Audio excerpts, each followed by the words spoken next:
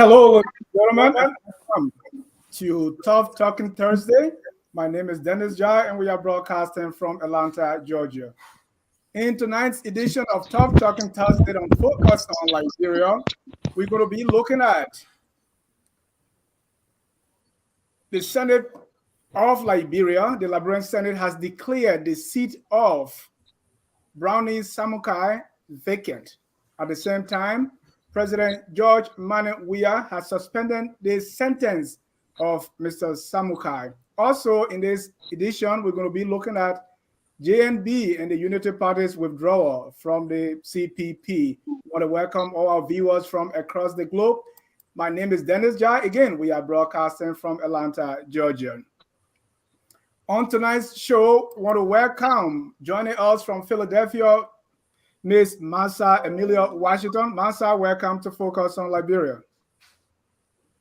Thank you, Dennis. It is a pleasure, as usual, to be on your panel. And hi to all of my co-panelists. Thank you. I want to also welcome FOL Public Policy Analyst, Carl Famula. Carl, welcome to Focus on Liberia. Hello, everyone. I also want to welcome Mr. George Preston Lobbo. He's the host on The Drive. George, welcome to Focus on Liberia. Thank you, Dennis, and let me say hi to my fellow panelists. It's a pleasure to be here with you all today. Last and definitely not the least is our chief political analyst, Mr. Wilmot Kunney. Mr. Kunney, welcome to the show. Always a pleasure. Thank you. In a few minutes, we're going to be joined by Mr. Mohamed Sherif, that's the product of Waplo Institute from Kilipo County in Liberia. Mr. Mohamed Sherif will be joining us from Philadelphia. Again, we're going to be looking at these few issues. Ladies and gentlemen, we want to say we heard that the Senate, the Liberian Senate, has declared the seat of Senator-elect Brownie Samukai vacant. Just to bring our viewers up to speed, there was this court case involving Brownie Samukai. He was elected senator of Lofa County. And so the Supreme Court last month ordered the incarceration of Mr. Samukai and his co-defendants for 2 years for their failure to comply with the mandate of the court, and that is to restitute the money. The nation's highest court on January 27 ordered the sheriff to arrest, incarcerate, and place in common jail the former defense minister, that's Brownie Samukai. Why? Because the court says Samukai and his co-defendant will serve 2 years imprisonment and pay the full judgment of the amount of 1.1 million, less than the amount they have already paid. Let me start with Mr. Kunney on this one. Mr. Kunney, Mr. Brownie Samukai, the Senate has declared his seat vacant, and also President Weah has suspended his sentence. What's your take on the issue? Let's start with the Senate declaring the seat vacant. Well, I think the decision of the Senate is perfectly constitutional. I think they cited the constitutional backing for that. The fact of the matter is, no matter what side you stand on this Samukai saga, the people of Lofa County are deprived of their constitutional representation in the Senate. Each county is entitled to 2 senators. We've been told by the Supreme Court of Liberia that there is a legal disability that exists for which Mr. Samukai cannot resume his duties as senator of Lofa County. As a matter of fact, the National Election Commission has not even certificated Mr. Samukai.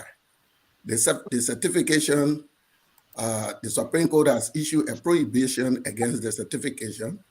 So while all of that legal drama continues, the people of Lofa County are not fully represented in the Liberian Senate. So the Senate, relying on provisions of the Constitution that grant the presiding officer the powers to declare vacancy for cases of resignation cases of death, cases of expulsion, and otherwise, use that provision to declare the position vacant so as to afford the people of Lofa County the opportunity to elect a senator so that they can be in parity with other counties in the Republic of Liberia. Regarding the next question of the suspension of sentence, again, the president is within its constitutional rights to grant clemency. Clemency comes in so many forms. It may come in the form of a pardon, either a complete pardon or a conditional pardon. It may come in the form of a reprieve. It may come in the form of suspension of sentence, suspension of fines. So for me, those two actions are very legitimate actions of the various branches of the government that took those decisions. Thank you so much, Mr. Kunney. Let me go to Massa, Washington. But before I go to Massa, Washington, I want to welcome Mr. Mohamed Sherif, a proud alumni of WAPLO Institute. He's FOL political analyst. Mr. Sherif, welcome to Focus on Liberia. It's always great to be here, Dennis. Thanks for having me.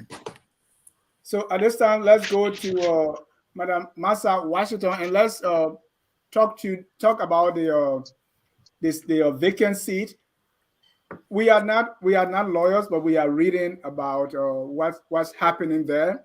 And so, what's your take? Is the Senate in cloth with that authority to declare this seat vacant, or are they following the law? What's your take when you heard that this seat has been declared vacant because for over a year now, Lofa has been short one senator? Ms. Washington? Thank you very much, Dennis. Yeah, can you hear me? Yes, loud and clear. Dennis, can you hear me? Yes. Okay. Actually, I'm on the other side of the fence, not the fence, but I'm on the other side of the line with this Senate declaring this seat vacant. I think this is a breach of the Constitution. And again, declaring an elected seat null and void, whether that of the Senate or the legislature, as in the case of Brani Samukai, who was duly elected by the people of Lofa County. I think it's wrong. I think it is anti-constitutional, and I think it's a violation of the Constitution of the Republic of Liberia. And I think by extension, it is also a violation of the rights of the voters of Lofa County who voted for Senator-elect Brani Samukai. And this is why I say so. Article 37 of the Liberian Constitution states that a removal of individual legislators in the event of a vacancy shall be caused by death, resignation, expulsion, or otherwise. Now here, Mr. Samukai has not taken his seat yet. He has not been a sitting senator, and none of these phrases or conditions apply to him because he has not held his seat. The constitutional clause, Article 37 here, makes it clear under what condition the Senate can go ahead and act the way they have acted. Now, I would like to give the Honorable Senate the benefit of the doubt. Maybe it is out of ignorance that they've done this, or maybe they are innocently misinterpreting this constitutional clause. I think the constitutional provision 37 and also 38 reinforces 37. So maybe it's out of ignorance. And then, but again, could it be out of malice for Mr. Samukai? Because we can see a lot of politics, coming to play here, and we know that politicking in Liberia has become a blood sport more than any other time. And so I completely disagree with that. It does not. It reminds me of the constitutional clause, Article 42 of the Liberian Constitution, that representatives and senators always misinterpret. It says, and I think the rest of you have heard about it. It says that a representative, a senator cannot be arrested while he's on his way to work, while he's in chambers and doing the work of the Liberian people. But it did not say that he cannot be arrested at any other time. It doesn't even say that he cannot be arrested when he leaves office. So I see people misinterpreting these constitutional provisions, but to bring it back to the Browning Samukai thing, I think it's a breach of the Constitution. I think people are misinterpreting the Constitution. Like you rightly said, I'm not a lawyer, I'm not a constitutional lawyer, but I think there's been a misinterpretation of that particular constitutional provision, Article 37 and of course 38 of the Constitution. So I think they're acting outside of the constitutional authority. I think the only body that actually is clothed with that authority to make this decision would be the Supreme Court of Liberia. Thank you. Let me go to Mr. Lobbo, who is a Unity Party partisan, and Browning happens to come from your party. So, Mr. Lobbo, what's your take? Let me begin by thanking Madam Washington for such an splendid discussion. I would say this to you, Dennis, especially for those of us from the Unity Party. It is quite unfortunate, given what we gave to the CDC. How we played politics for 12 years in this manner, I think Liberia would not have been where it is today. However, our expectation was that we would give a country to a government that would take a step forward in improving the rule of law, in enhancing growth in the country. The sad part about this situation, Mr. Jai, is the fact that this case was tried in the open. The facts are available. The dossiers are there for public perusal.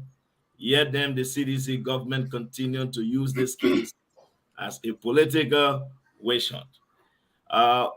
Coming from the UP, we regret what is happening to Honorable Samukai, but most especially the people of Lofa County, those who voted for Samukai as their senator.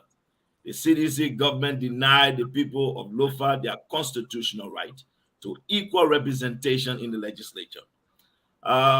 We can look at the trend of events that happened, that transpired prior to Samukai's sentencing, Mr. Jack. I will say this to you. I disagree with the Liberian Senate because the man who was not certificated, a man who was just a senator-elect, a man who have not taken up seat. So how is it that this man now, his seat can be declared vacant? He has never even gone there. So technically, this whole strategy of denying Mr. Samukai the right from taking his seat by this government is a complete calculated political attempt. We are aware of. But again, Mr. Jai, we from the Unity Party, I think if you notice, we've been very calm about this situation. We've allowed the lawyers to continue to follow this case. But I'm very sure had it been the CDC, Liberians know exactly what the CDC was capable of doing. We would not do those things, but we want to say our democracy is fragile. What we expected to see from this government was to take a step forward, not to put the country in reverse, and the president goes to sit in his studio. These type of activities undermine the rule of law. These type of activities discourage foreign direct investment. It makes people want to stay away from the country where the government uses its court system to go after political opponents. It's not a good thing. And I will say this to the Liberian Senate. Abachi, for you all know, I've always said that the first branch of government have traded places with the executive branch of government. The executive is now the first branch of government under the CDC. The legislature is the second branch of government. So again, I would not be surprised with such a move from Abachi. But overall, Dennis, I would just say this. It's a sad one for our country. And I hope the good people will stand up for what is right and just. That's how I would be, Mr. Jai. Mr. Lobbo, before you end, what I'm getting from you is he was wrongly convicted because he was sent to court and he was found guilty of theft of property, criminal conspiracy, economic sabotage, misuse of public money, and money laundering. Correct? So if that's the are you challenging his conviction? Mr. Jab, from the very onset of this entire proceedings, we were very clear the fact that a defense minister who works at the will and pleasure of the president, who was given a mandate from his boss, a direct instruction from his boss, who testified in a written testimony that she instructed Honorable Samukai to use the money for the preparation of the deployment of AFL soldiers in Mali. And part of the money was used for AFL soldiers who got wounded. Mr. Jai, here's what I would say on this issue. If the argument, if the crime that he's committed, if we want to look at the merits and demerits of the case, are you telling the Liberian people that the $16.5 billion that went missing up to today's date is yet for anyone to be prosecuted is less than 1.5 million if we are serious about financial crime? Are we telling the Liberian people that 25 million that was used in the mop-up, that the government-owned GSC report states that money changer bureaus that they gave the money to do not exist? So are you telling us that 1.5 million is more than $25 million? What I'm saying, Mr. Jha, is the government cannot be cherry-picking the ones that has to do with especially opposition. So I will say again to you, we allow the court to take its course with respect to the ruling, but that does not stop us from expressing our dissatisfaction with how the entire case went. And that is my position. Thank you. Let me go to call. From the beginning, as I said, Mr. Samukai, along with two other co-defendants, were convicted in criminal court C of these crimes.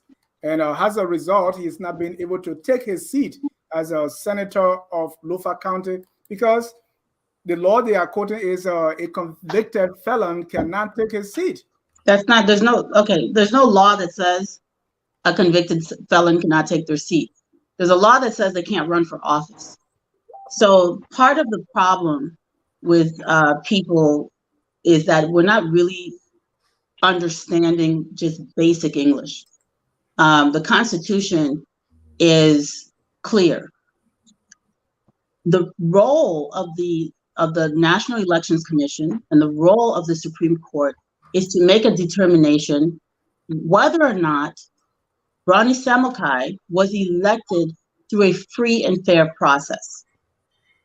Whether or not the process of election had any fraud, or if the people of Lofa County duly cast their ballots and selected their senator.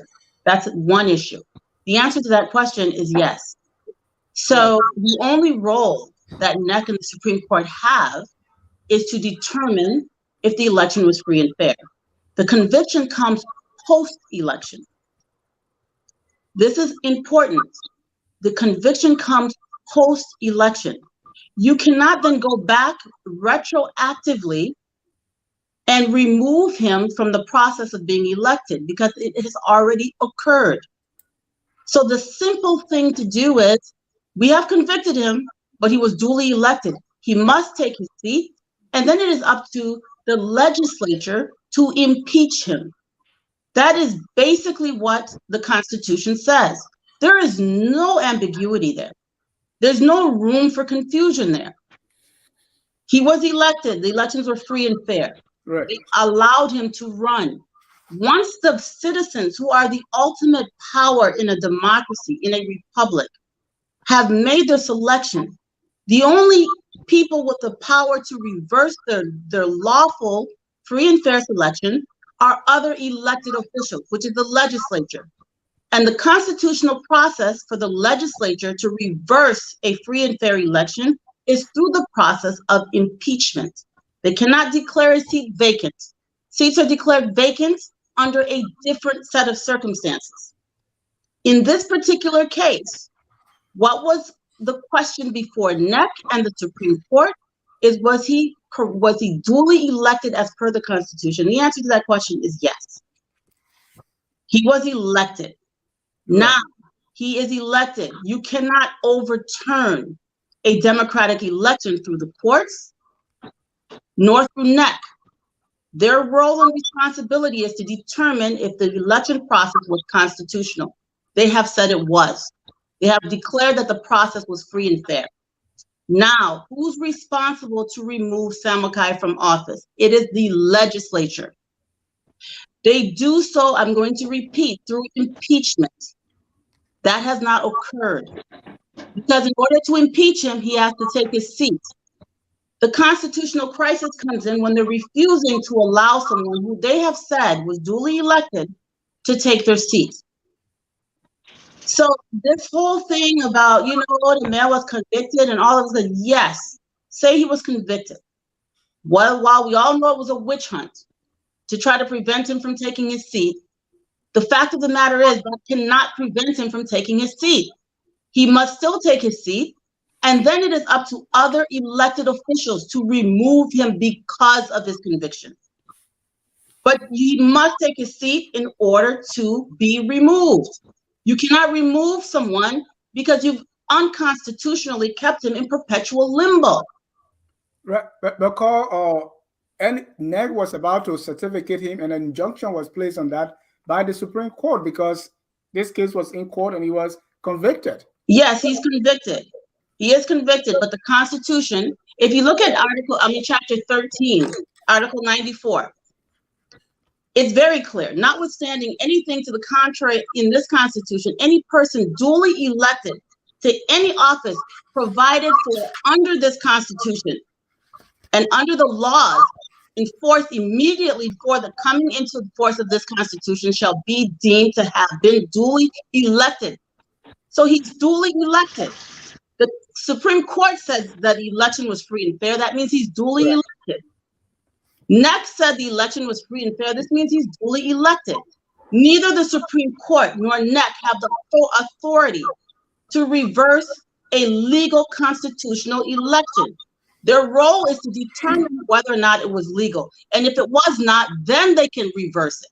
But they can, on one hand, say he was duly elected, and then on the other hand, say, keep him in limbo.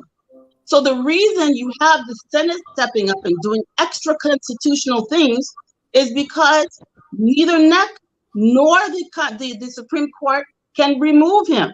So the Senate has to come in now and illegally declare the seat vacant. It's nonsense. Thank you, Carl. Before I let you go, right? Because you are probably passing these words. A convict cannot run for office. He already ran before he was convicted. Now, but a convict can sit for an elected office. That's okay, so let me say this. It is very simple. There's a chronology. The events happen in a chronological manner. Right. This man was elected legally, duly elected, period, full stop. He was convicted, period, full stop. He is now a legally elected convicted felon. The only way to remove him at this point is through impeachment. Thank you. Let me go to Mohamed. Mohamed, he was elected, yes.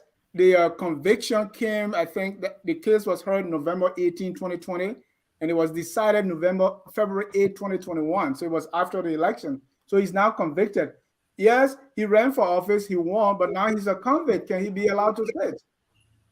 Dennis, thanks again for having me. I am going to be consistent. I have been consistent on this issue, on this very issue, as an independent person. And I know this is how most independents who are unaffiliated with any of the political institutions, I'm sure this is the same logical conclusion that they're going to reach. And that is that this is a purely political exercise conducted by the regime under the autocracy of George Opong Weah.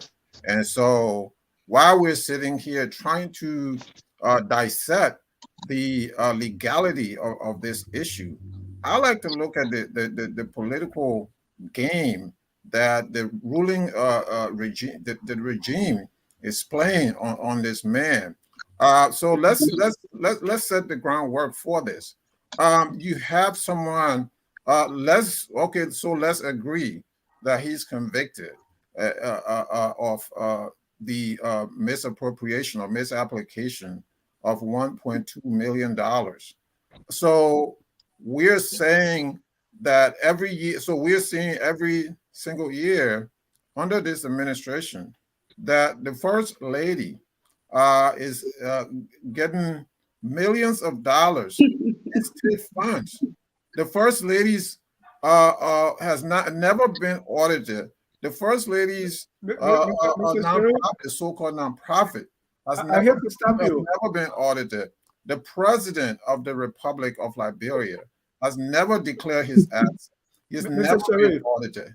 I hate to stop you, but what does that have to do with the conviction of Brownie Samukai, and then now he's being prevented to take a seat? Everything. Are we saying that if we break the law in one spot, we should just continue in that way? I mean, you know, I know better than that. I know better than that. But listen, this is look. So Samuel Doe, at one point, Mr. Doe, at one point, there was a case against Deputy Police Director Massa, and Mr. Doe smartly said, "Let those who have not sinned throw the first stone." And you know, so it's not like, you know, I am sitting here condoning corruption, but what I am saying is you're not now going to take this issue, this highly political, and take this issue and make it highly political, and you're trying to set an example on someone who is the legitimately elected senator from Lofa County. This man was elected by the popular will of the people of Lofa County. They are now being disenfranchised. This man had over 20,000 votes. His nearest, Mr. Sherif, may I interject? 13,000. May I interject? You read a court case. He was convicted. There's no denying that yes, the funds were misappropriated and misapplied. Also, according to the court case, he used some of the money for his personal business, right? And there's even money laundering charge in there. This is the court. This, you know, we go to court hoping that, you know, the legal system would treat all of us equally.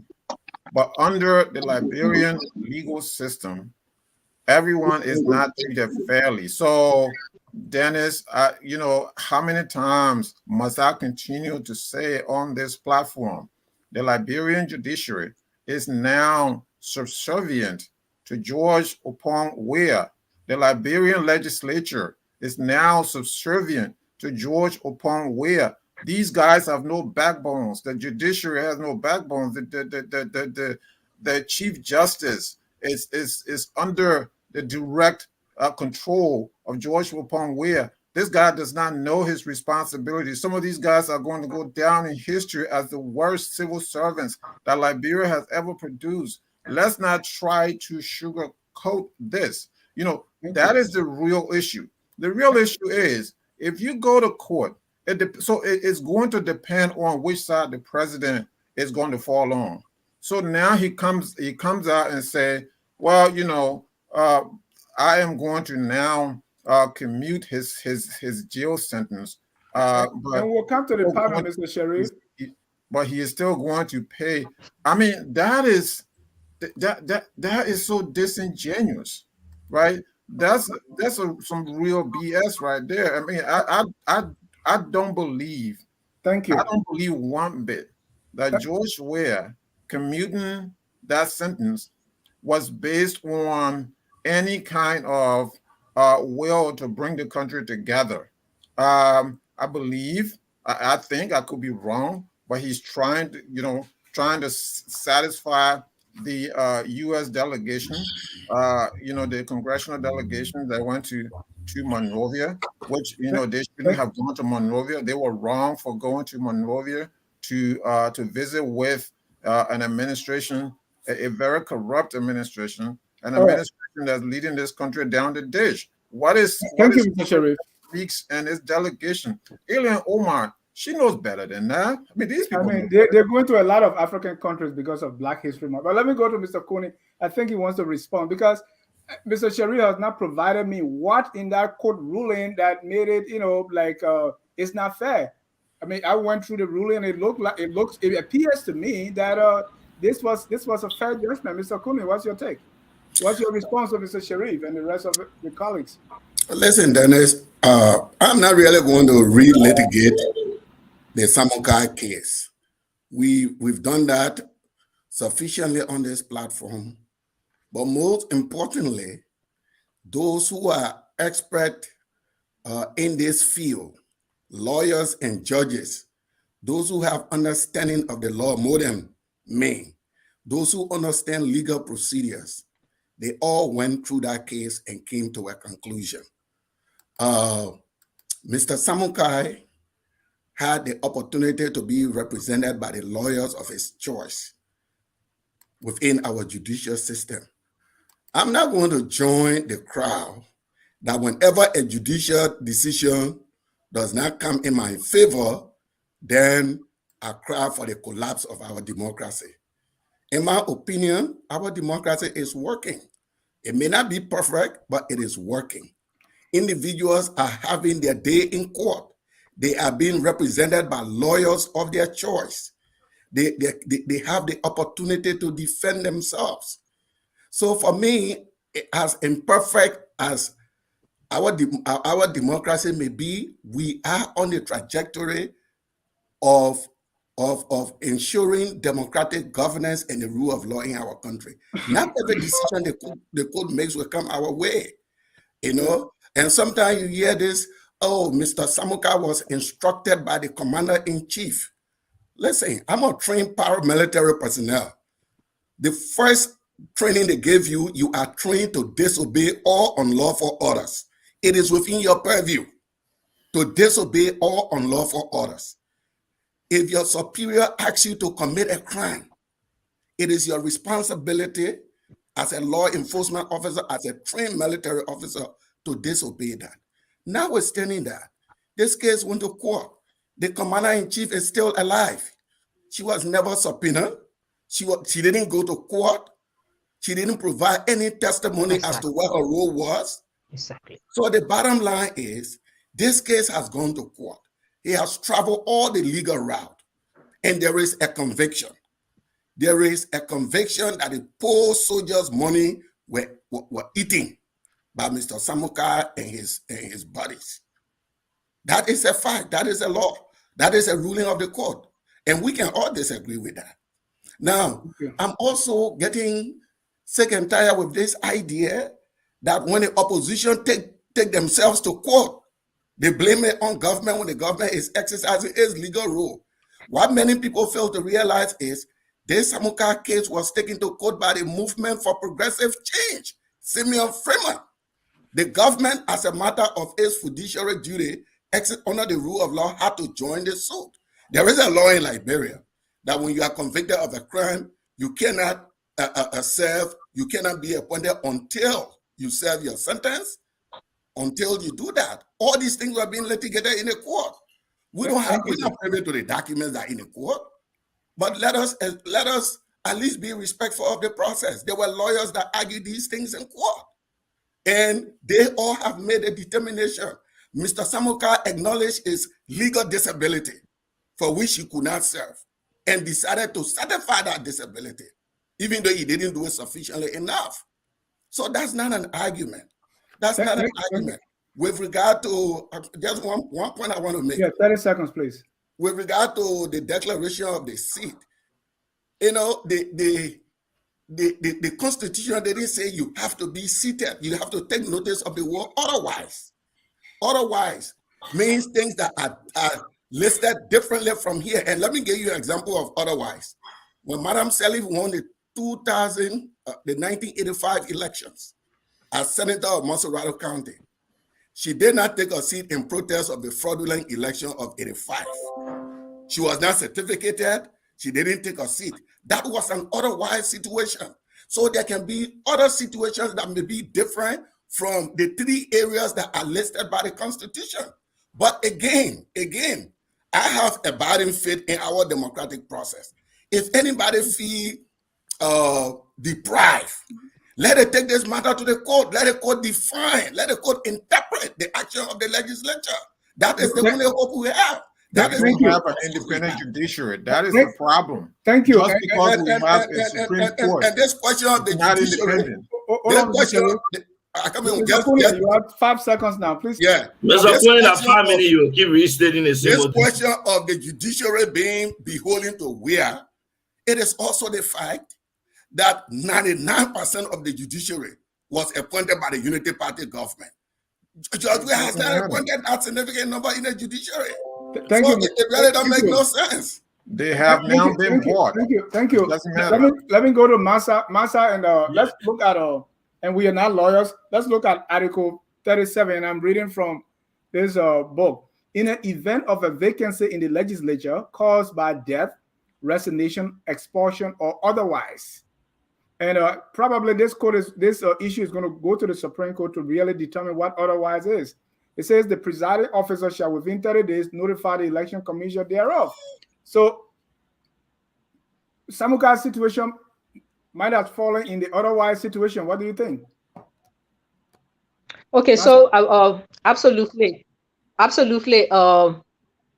When I was looking at this case again yesterday, because the president has now granted Mr. Mr. Samukai, Senator-elect of Lofa County, Samukai, he's granted him executive clemency. So I was looking at it, and I specifically looked at Article 37, and then I also note the clause otherwise. Now, otherwise will mean, in a different situation or in a different state, or in circumstances different from other situations that were already named. So in this case, those situations that were already named were caused by death, resignation, or expulsion. So in this case, for a situation such as this situation that is so politically charged, for me, I will interpret otherwise here to be an ambiguous clause. Ambiguous because it is left now with the Senate, the overmajority of them who are compromised. I mean, let's be real here.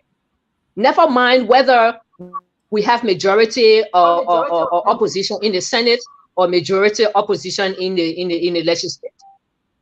We're looking at history here. We're looking at history. How have our legislators and senators behaved, whether they're from the opposition or not, once they get in mainstream government? So we look at the history. With me, I like to look at the history of people. If somebody called me and said, Dennis Ja, or it's a criminal he met with Weah, and Weah bribed him $30,000, the first thing I'm going to ask is, what's the history with Dennis Ja? Do we know him to be this person?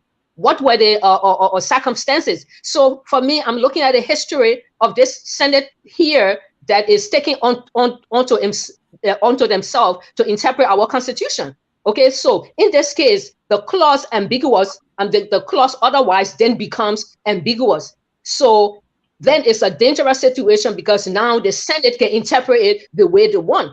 And they shouldn't be doing that because our Constitution clearly states that if there is a constitutional situation, for me, I will consider this like a constitutional crisis, because you have the people of Lofa County who are now being denied the right of representation or someone that they've duly voted for. So it's a constitutional crisis. And our Constitution says, when we as a people or a country find ourselves in such a situation, we should refer to the Supreme Court of the Republic of Liberia. So we'll go back to that same Supreme Court that also wanted to be ambiguous.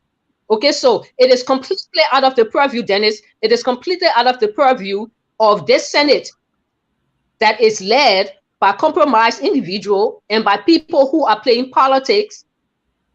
Now they want to now interpret, okay, or constitutional matter. Our law says it's not the job of the legislature or the Senate to interpret anything here. It is the Supreme Court that should be interpreting our laws that are not clear. So if this is the case, if this is going to be what they are going to be banking on, then they need to go back to the Supreme Court to provide clarity as to what otherwise means in this case. Thank you. And definitely, are you guys hearing me? Yes. Thank you. I think this is definitely going to the Supreme Court. But let me go to Mr. Lobbo. Mr. Lobbo, it seems to me that the opposition have faith in our judicial system because they keep going there. The next thing I want to talk to you about is what we are saying, the Senate. In fact, I've spoken to some lawyers who said, well, the pro tem cannot be the presiding officer. So they are in error to say acting like presiding officer. But the court system that the opposition is saying is not trustworthy, it's compromised. They keep going there. Should that tell us that you have faith in the court system? Mr. Ja, again, I will say this to you. I will speak from our perspective. There are so many opposition out there with different view on the courts. I want to provide some basic explanation for my pap, Mr. Kunney. You know, I find it laughable when I listen to supporters of the regime spew out these these falsehood and fake narratives. Mr. Kunney wants to tell us about the justice system and how well our democracy is doing. Then, Mr. Kunney, let me remind you, the Supreme Court, this body is the branch of government responsible to interpret the law. We saw the presiding over the misinterpretation of the Constitution, where a sitting associate justice was removed. The case was taken to the ECOWAS court, where the entire Liberian judiciary system was trash. It was trash. Maybe you may have, I know, Pap, you may have forgotten, but it was trash.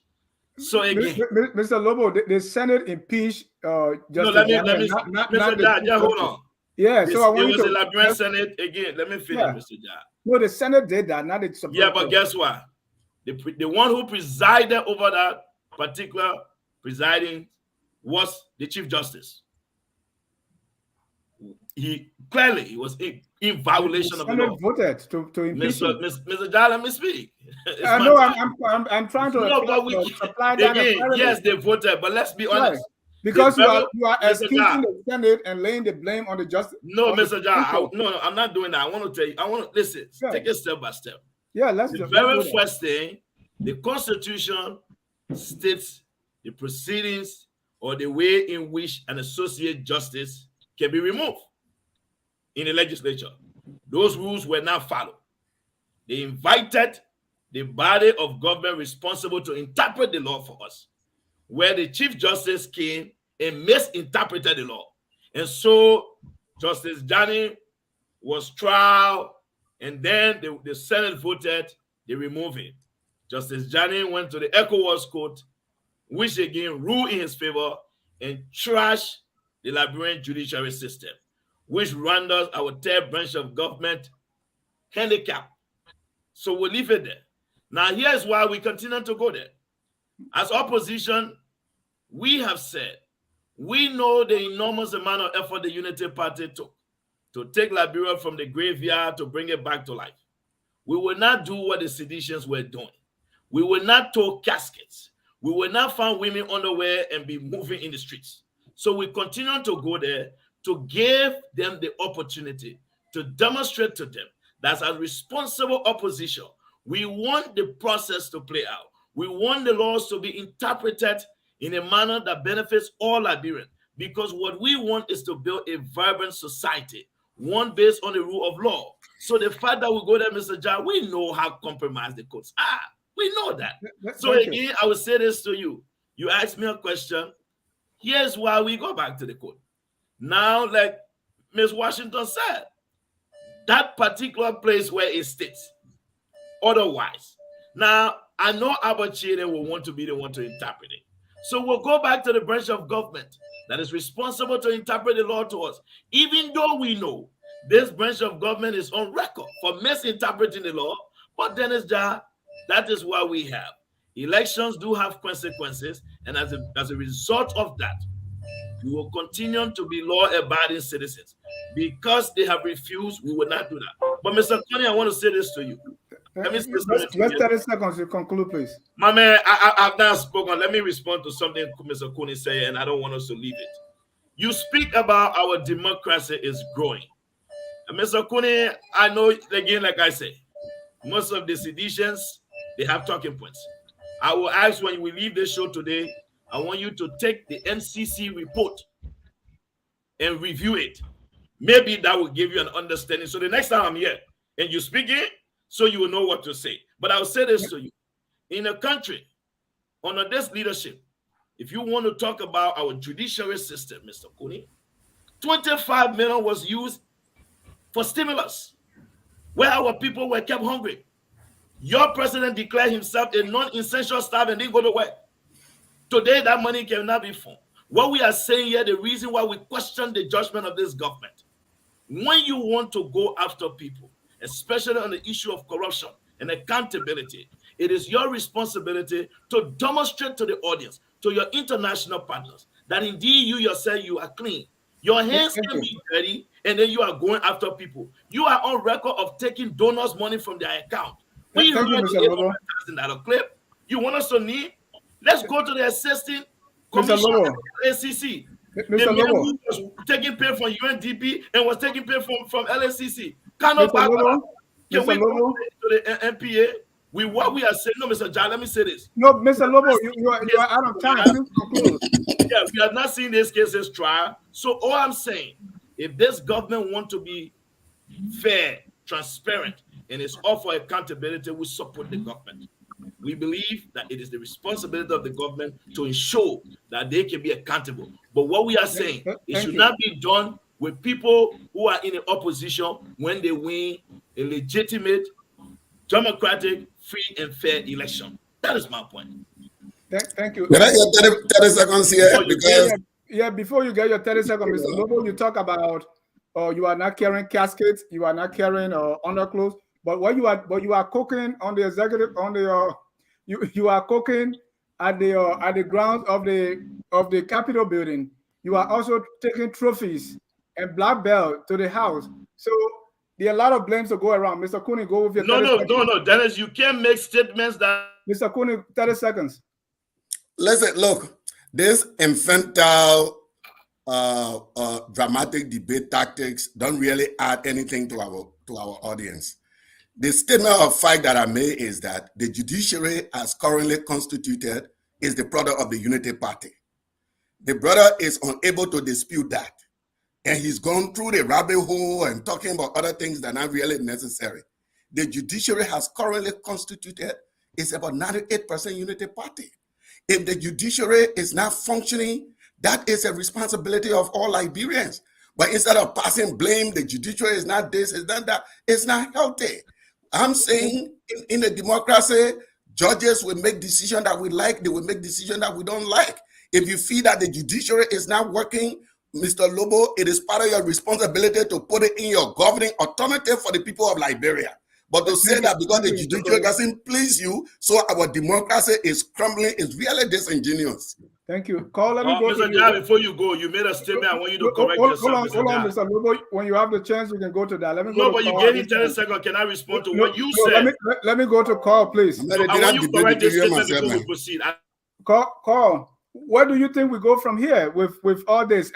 There's an issue now where we think this may lead to the Supreme Court to interpret otherwise.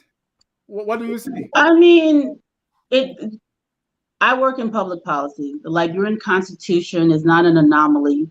It is a replica of the checks and balances of a state constitution here in the United States. So Liberian Constitution isn't actually modeled off of the federal government. It's modeled off of a state constitution. And this kind of issue wouldn't even be a debate if it occurred in the state of Georgia. Because people are educated here. And the population is educated. They wouldn't tolerate this kind of intentional misinterpretation of the Constitution from their elected officials. So this kind of thing would not even occur in a country where the population is more informed. They're taking advantage of the fact that the average citizen doesn't know better. And that's evil. There's no other word to describe this conduct. This type of thing would not create a constitutional crisis in the state of Georgia, in the state of Ohio, or anywhere else that has a mirror constitution to ours. It would not happen because even a high school student can tell you what the process would be if given this scenario. So I don't understand why we're sitting here talking about, oh, the Supreme Court or all these lawyers. They know better than this. We're talking about the Supreme Court being some authority. And I hate to say this, but if you go to the U.S. Embassy website, Google corruption in Liberia, Barney Sherman. The U.S. Embassy website says this specifically. Sherman has routinely paid judges to decide cases in his favor, and he has allegedly facilitated payments to Liberian politicians to support the impeachment of a judge who has ruled against him. This is the U.S. government saying that our courts are being bribed by politicians, and that other elected officials are being bribed, and that judges are being impeached because other judges are being bribed and politicians are being bribed. Cases went to the ECOWAS court. Cases that our Supreme Court held up. Our Supreme Court held up Kabinejana's impeachment. It went to ECOWAS court, where actual lawyers who went to real schools and are doing things justly said, hey, this is a violation. Our lawyers went to school too, Carl. I said real schools, right? Because there are reflection. Let me say this, and I don't care who gets angry. The way they conduct themselves is a reflection of the institutions that graduated them. So you can't sit here and have all of these people that came out of Arthur Grimes not understand basic things that high school students in the United States understand. And we're supposed to pretend that law school there? It's wrong. So it's either intentional or there's something wrong with our whole legal education system. This went to ECOWAS. Foreigners are looking at our Constitution and condemning our Supreme Court justices in the ruling. This is humiliating. The U.S. government is coming and proven through their investigation that our elected officials are bribing judges and are bribing other elected officials to impeach judges that rule against them. So now we have evidence, independent evidence, that our courts are corrupt, that our Supreme Court is corrupt. The citizens should be outraged. I am offended that a foreign country can come in, look at our situation, and expose this level of corruption, and we're just going along like everything is okay. People that respect themselves and understand their role as citizens in a democracy would have marched Bonnie Sherman out of the Senate and would have demanded further investigation into this case. And citizens who understand their power in a democracy would not sit there idly and just continue going on like everything is okay. Let me tell you guys something. Sovereignty is not something that you just earn one time. Freedom is not something you just earn one time and think that it's just there. It's something you have to constantly defend. It's something you have to constantly defend as a citizen. Our liberty, our sovereignty, our country is something that we must constantly defend as citizens.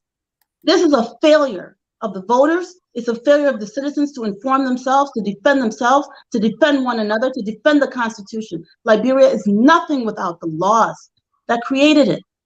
And if you allow these people to violate the laws that are the backbone, the founding principles of our country, we have nothing else again. We have nothing. Thank you, Carl. Let me go to Mohamed. And in the wake of this, the president has come out and suspended whatever that means. And I'm going to have lawyers here on Saturday so that we can dig deeper into what these things mean. And Dennis, I want to say something really quickly. I've noticed that you're giving much more time to the men on the show. When Massa and I come on, it's like 3 minutes. Y'all stop going to the man in the Lobbo and Wilmot. No, I don't even get that much time. If you on this show. When Massa speaks, you don't call her off. When I speak, it just make one point and then call you guys, be quiet, we gotta go to the men. Don't have me on a show with people if you're not gonna give us all equal time. No, Carl, I'm doing my best to give you all equal time. No, you're not, Dennis. I got a shortest time on the show. Everybody claiming the That's shortest not time. No, I'm speaking for myself and Massa. Massa is making great points. All the people on this panel, she is educating people, she's making great points, she needs to be given more time. I want to give everybody equal time. You should be timing people and not just going off of the top. It's not correct, Letta. I'm doing some timing here. It may not be okay. All right. I just wanted to make my observation. Yeah. So let's cut off the 30-second rule here now. Let's proceed. So let me Yeah, go because to you can get Mohamed. full 30 seconds and I can get 1 30 seconds. Mr. Sherif, the president has come up suspending the sentence of Mr. Samukai. He said, well, the president also said the government is going to pay the money upfront to the army. But Mr. Samukai and his co-defendant are still going to make that payment. They're going to restitute the amount, the full amount, less what they already paid. This is what is telling people that, well, at a time that the Senate has declared the seat vacant, it means that Mr. Samukai can no longer become senator. So it looks to people that this is what the president or the government was interested in. And so soon as that ineligibility has been put in place, Mr. Weah is suspending the sentence. This is making the case to smell more political. Do you agree?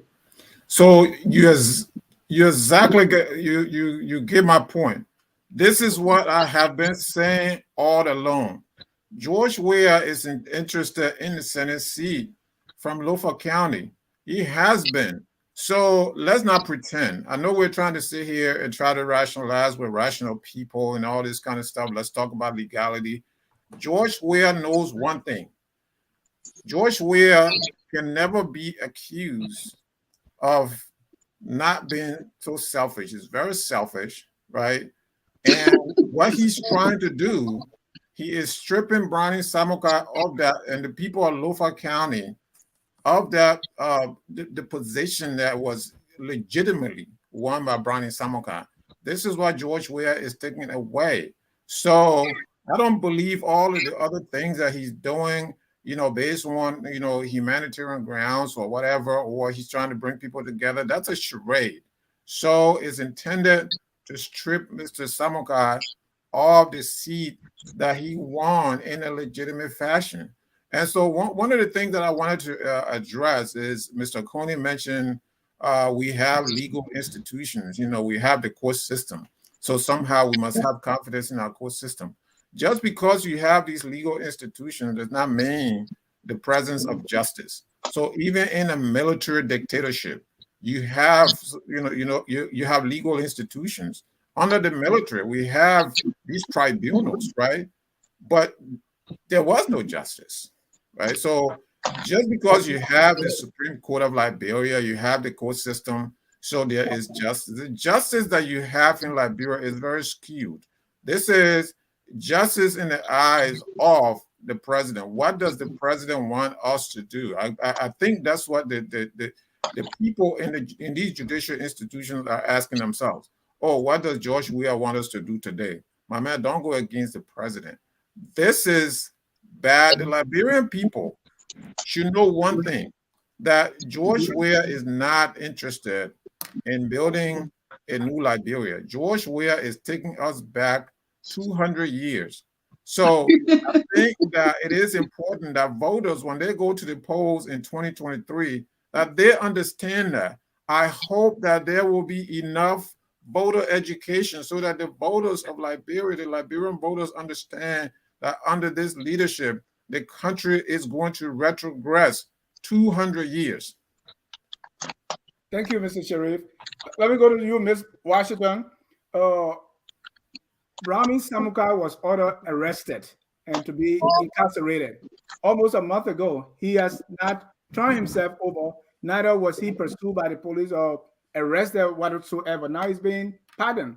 What's going on here is Mr. Brownie Samukai, was he trying to run away from the law? Why did he turn himself over? So, and at a time, and he was, even prior to that, now he's being pardoned. So there are a lot of things coming together. That what do you read from these things? Well, let me first would like to say something to what Wilmot Kunney said. Wilmot was using as yardstick the number of opposition legislators in the House from the Unity Party to validate this Boca's decision by the Senate to assign unto themselves this constitutional authority to deny Senator-elect from Lobbo County, Samukai, his seat. we know, Wilmot, yes, while it is true that I do agree with you that you have majority legislators and senators in the House of Parliament, but notwithstanding, still there are internal dissent amongst people.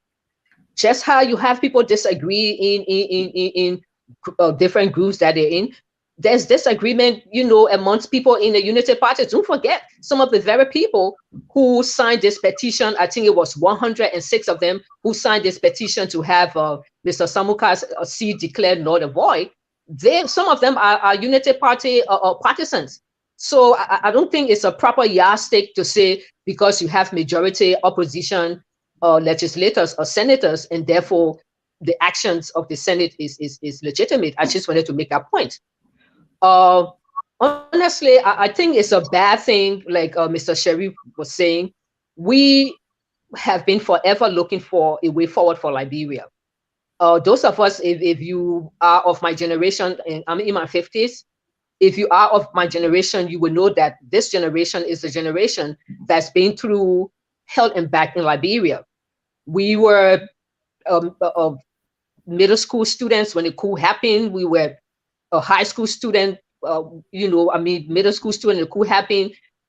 By the time we got, so our entire lives was nothing but political turmoil. And we saw all these different ugly heads of politics play. And we know that politics in Liberia, like I always say, is a blood sport. But some of us have been fighting for years and years and years for things to get better, because we do want Liberia to get a break. We do want to be able to pass this country on to our children and our grandchildren in a hopeful manner and not remain in the dungeon of uselessness. So that is why when these kinds of things happen, it's really sad, especially for someone like me, someone like my generation. I keep saying my generation because I figure I got a couple of years on some of you guys over there, especially George Lobbo. He's a small boy for me. But George Weah has learned, again, for those Liberians who continue to ignore George Weah and who continue to take him for granted, well, good luck to you, because George Weah has learned Liberian politics. He has learned to play politics the Liberian way, which is not necessarily the best way, because it is one half of where we are today. George Weah has learned the politics of patriotism. He's learned the politics of, the big man in Africa syndrome, and that's why he's giving back to the Liberian people. Dennis, Dennis just gave me an opportunity to say what I want to say. So we know, and everybody knows, and even George Weah himself, and even George Weah himself. I'm not saying anything yet that I will not say in the presence of George Weah that I will not tell him, because I think it is good for him to hear these things. It is good for him to hear the truth from those of us who are outsiders, because I think when people are close to power, they tend to be a lot of them tend to be sycophants. They don't tell the truth. It's like the emperor new clothes type of thing. The emperor is walking down the street butt naked, and then they fooling him. They say he got on a robe of rubies and pearls and all of that. This is what's happening here. Okay, so to sit in the back, okay, and be the godfather and see and throw out the dice with all this political thing going on, and then to finally come out when you've actually ignited the fire, and then when the entire constitution is burning, and then you come out and say, "Oh, you're going to be magnanimous. You're going to be the typical godfather. You're going to be that fire engine number 4 and put off the fire, and you're going to rescue people." So now the president has come out now to say that he's granting clemency to Brownie Samukai. It's a catch-22 situation here, and I will say why it is. One, is bad for politics in Liberia, because this is the kind of politics we want to do away with, and we should do away with. It's not good. It's not healthy, because what it does is that it psychologically assigned onto one person the position of demigod. Okay, our leaders are our leaders. They are not our gods. They are not demigods. So when these kinds of things happen, someone psychologically assigns onto himself the position of a demigod. Julius Caesar in Rome was killed because he wanted to be emperor, and prime minister, and president, and everything, and then he wanted to add the title of God. He ended up being murdered on the house of the Senate, just to throw in a little antidote. So to sit down and engineer all of it in the back, hold on, Dennis, to sit down and engineer all of this in the back, and then to come out now to say, I grant this man clemency, when actually Brandon Samukai hands are tied. His hands are tied because, you know, he's actually in the pit. He's in the alligator or swamp. Okay, so Weah comes down, you know, with his kid, his superhero, he's rescuing him. Yes. Yeah, no, I wanted you to respond to the question I asked. Brandon Samukai should have been in jail. He did not turn himself over, neither was he sought after to be arrested and incarcerated as the court has ruled. What do you make of that? Dennis, what is your point? Ms. Washington. All right, let me go to Mr. Lobbo here. I have a point. Mr. Lobbo, where is JMB in all this? We saw that JMB Dennis, I'm trying to tell you what I make of that. How many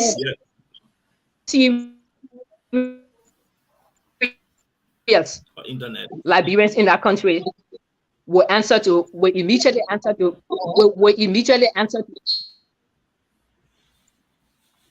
We are having problem with your connection, Miss Washington. Wait, Dennis, slow down. Let me just say something. Me, if I'm in Liberia, in anybody issue of any bogus arrest, you're not going to see me anytime soon. Thank you. Mr. Lobbo, why do you question that question? I want to know. Dennis. Yeah. I think she can log Dennis, am I still speaking or you just ignoring me now? No, you are breaking up. We can't hear you. You broke up. We can't hear you. Dennis, are you just ignoring me now? No, Master. We can't hear you. Log out and come back in. Let her try that and see. Right. You have gone over 6 minutes. Master, we can't hear you. Your connection has an issue. Hello? Yeah, Massa, you are having a connection problem. So fix that. Let me go to Mr. Lobbo. Mr. Lobbo, JNB and the Unity Party raised Brandon Samukai's hand. We have not really seen him visible in the Brandon Samukai. Has Brandon Samukai continued to wrestle with the Weah government on this issue? Where's JNB? Again, Mr. Jab, before I say anything on this, let me respond to something you said first, which I've given you an opportunity to clarify or make corrections, so you refuse. Just for the records, the people who cook at the Capitol building or who take karate suits at the Capitol building do not belong to the Unity Party. And so let the record show. And their opposition lawmaker, Honorable Yeyia Koluba, is not from the UP. There's no UP lawmaker have taken trophies to the Capitol building.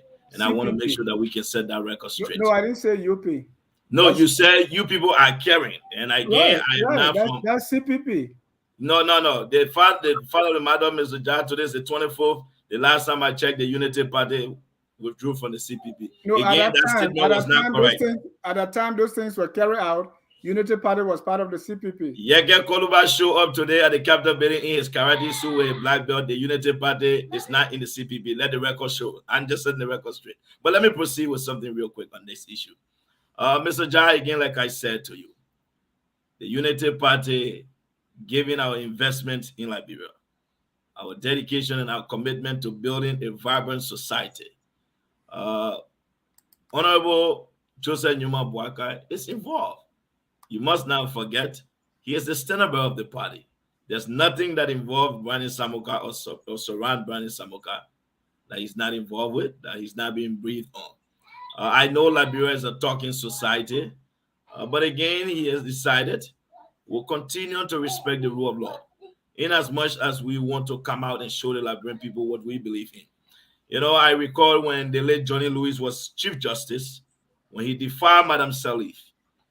That was one time the Liberian people could say, yeah, we didn't think that someone, the Chief Justice, could stand up to the president. It happened under the Unity Party government. Again, our standard bearers involved. We are disappointed. I must be honest with you. How? Tell No, me you how. can't keep Mr. Ja. Let me finish my story. No, I mean, tell me how is Mr. Boakai He is consulting with, I know for the Liberian people, the Liberian society, he is only involved. If you see him on Facebook Live, he's not going to be involved like that. With the Unity Party, do have a team of lawyers. We do have a legal department of from our party that are consulting with Bernie and his lawyers. You saw the other time how you think we raised all the funds that were used in paying back the portion that Bernie Samukai was asked. There were different cells that were set up. Most of them were Unity Party initiatives. Mr. Ja, again, if we came out here to say, they would say, oh, the UP people, when the money they stole, they just brought it back. We can't get ourselves into all of that. There's nothing that will happen. Look, if Bernie went to court and Unity Party partisans were to show up at the court, Mr. Ja, we do have the numbers that we could show up to the Temple of Justice and shut down the city. If we did that again, the next thing would be the Unity Party people do not respect the rule of law. They want to do this. So our standard bearer will continue to be respectful of the rule of law. We'll continue to pursue this case. The Liberian people know what is happening, Mr. Ja. I will say this to you. Regardless of all these shenanigans from George Weah and his folks, we understand again. From the onset of this case, we were very, very clear to the Liberian people. We knew what the government was up about. They didn't want Samukai taking up his seat. This is why they used Simon Freeman. And Mr. Kunney, again, I will provide another correction for you. You misinformed the Liberian people when you said it was Simon Freeman who took Samukai to court. That is not true. The case had begun. Simon Freeman only joined the case after Samukai won the election, when it was about time to be certificated. So again, Mr. Kunney, every time I'm here, I always tell you, bring your fact book with you. My job is to erect checkpoints to the CDC because I know you people. You can't separate you people from telling the truth. You people lie for everything. But I will say one thing tonight. I listened to Madam Washington and my good friend and brother, Mr. Sherif, said, we want to see a country moving forward. These type of actions being taken by President Weah, these things do not help the growth of our nation, especially those of us who have been fortunate, who've taken our time to read the Liberian history. We'll go back to as far as from the 1985 elections, and we'll go back, even if we went back to the cool days, when people were tried in kangaroo courts in the Barry for corruption, nepotism. Today, I will tell you, if I was one of those people whose family member were killed on the poll for corruption, what is happening today is not corruption. Now, corruption, I think, under George Weah, is being legalized. President Weah have taken the code of conduct and they use it at toilet paper. Mr. Kunney, I will say this to you as I turn the stage over to you guys. Here's what I would say. President Weah put Liberia in reverse and is in his music studio recording songs. That is how I would turn George Weah. And I submit. Thank you. Carl, we see that we saw even the country devil in Lofa got involved in this, that they were having a press conference and blocked the Lofa Bridge. We also saw people going to the executive mansion, the election commission, burning cars. But there has not been much we've seen from the Unity Party headed by the standard bearer. Mr. Lobbo is saying, yes, he's behind the scene, but he's not visible. Has the Unity Party, especially JNB, abandoned Samukai in this legal battle? Has JNB abandoned Samukai? I don't think JNB is his lawyer. And Unity Party, I say this repeatedly on the show, is an institution. The standard bearer of the party, his role and responsibility is to run for office and win. We have a chairman, we have spokespeople, we have an institution with many layers of communication who are supposed to speak up. I'm less concerned about an unelected standard bearer's role than I am about the elected officials that are sitting in the Senate and the House under Unity Party's banner. I think that's more significant. I think JNB has done more than he should. I don't think that he is the chairman of the party, the spokesperson of the party, nor is he an elected official of the party, meaning that he's not serving in the House or the Senate. So my concern right now is that we have Edwin Melvin Snow, Varney Sherman, all of these people who rode on the Unity Party banner into their roles in the various, first in the House for Snow and now in the Senate, and Senator Sherman used to be a whole chairman of the party. These people that have absolutely no loyalty to anything but themselves get into office, and they do not stand up for principles. They stand up for themselves and their own personal interests. And I cannot emphasize enough the importance and the significance of that U.S. report about Senator Sherman and others bribing each other, giving each other money so that they can vote a certain way. I mean, unless we're going to say that the U.S. government is lying on our lawmakers, this should be a very serious thing that we should be discussing as a country. Instead of talking about, a standard bearer whose responsibility it is when campaign time comes is to run for office. We have so many things mishaps that have occurred in Liberia within the last 2 or 3 years that we continue to tolerate. This is a slippery slope. This is how we led to war, right? You had some group of military people come in, assassinate a president, suspend the Constitution, and Liberian people were just going along with it, right? Dancing in the streets. They went and hung people's fathers, lifelong servants of the Republic, on poles in a public display, murdered them in front of the country. And we gave these people legitimacy and called them Sa. And yes, sir, Mr. President Sa. And to this day, you have people that uphold these people as legitimate leaders in our country. These things continued.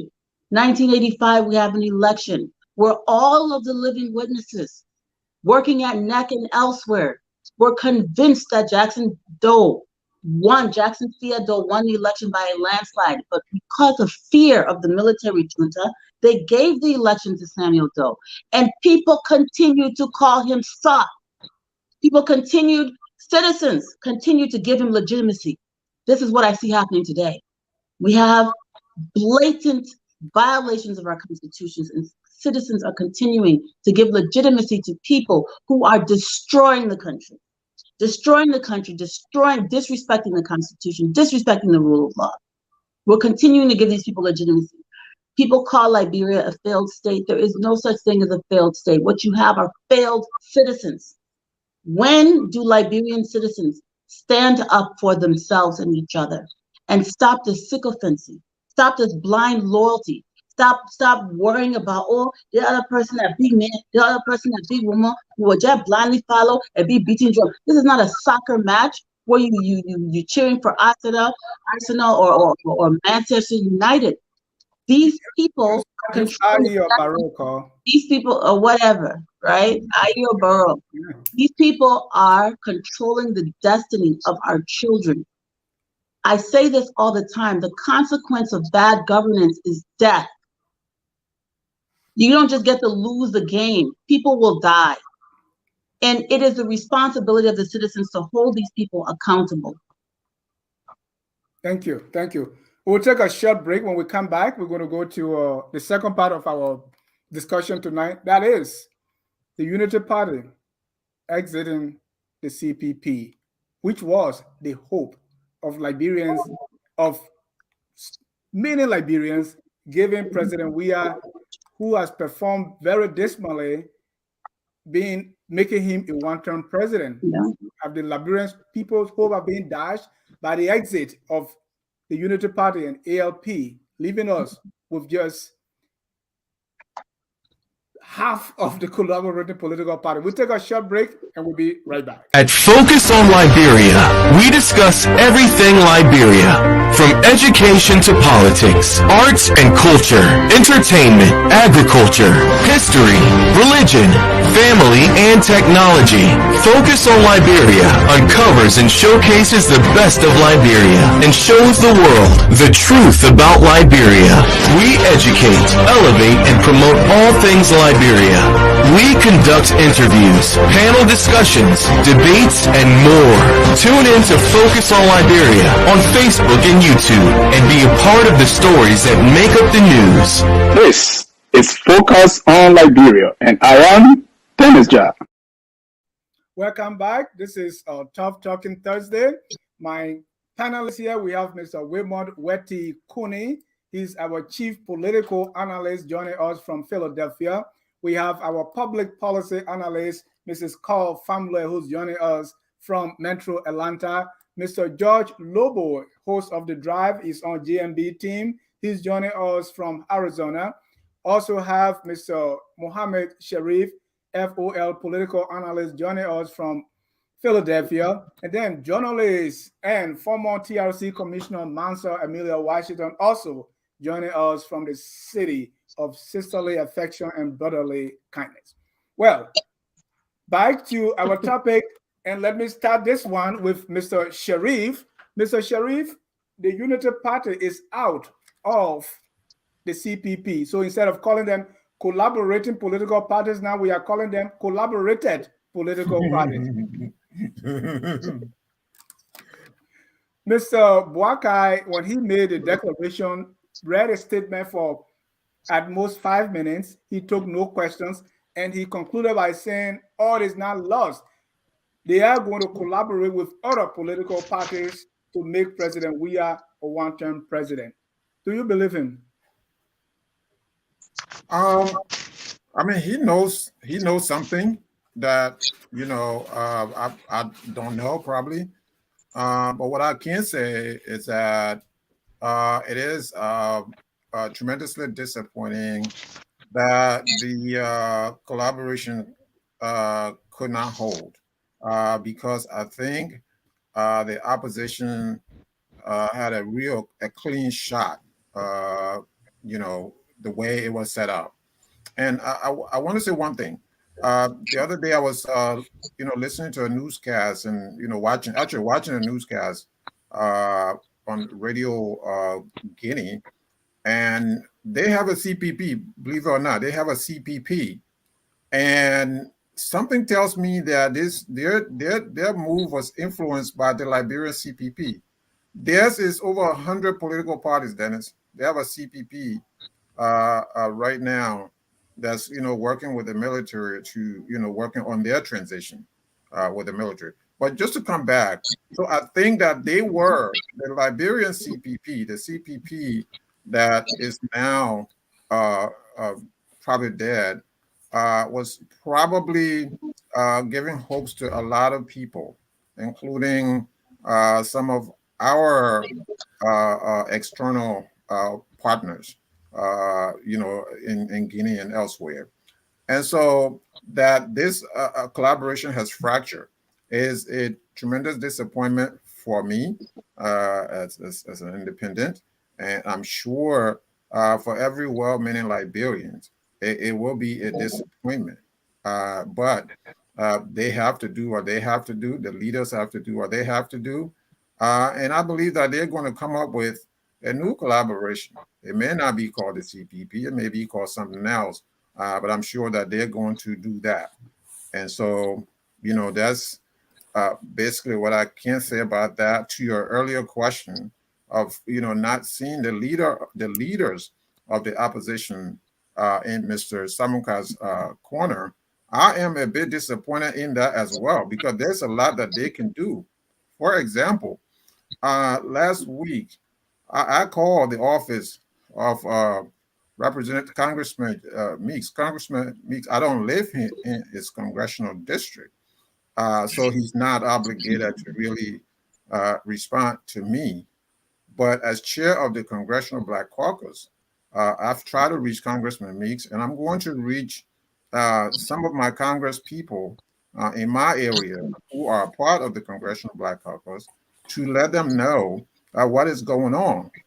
And so it's a small effort from one person, but I call on all of us to join this effort so that we can together do something about what is going on. If you call your state, you can call your state rep.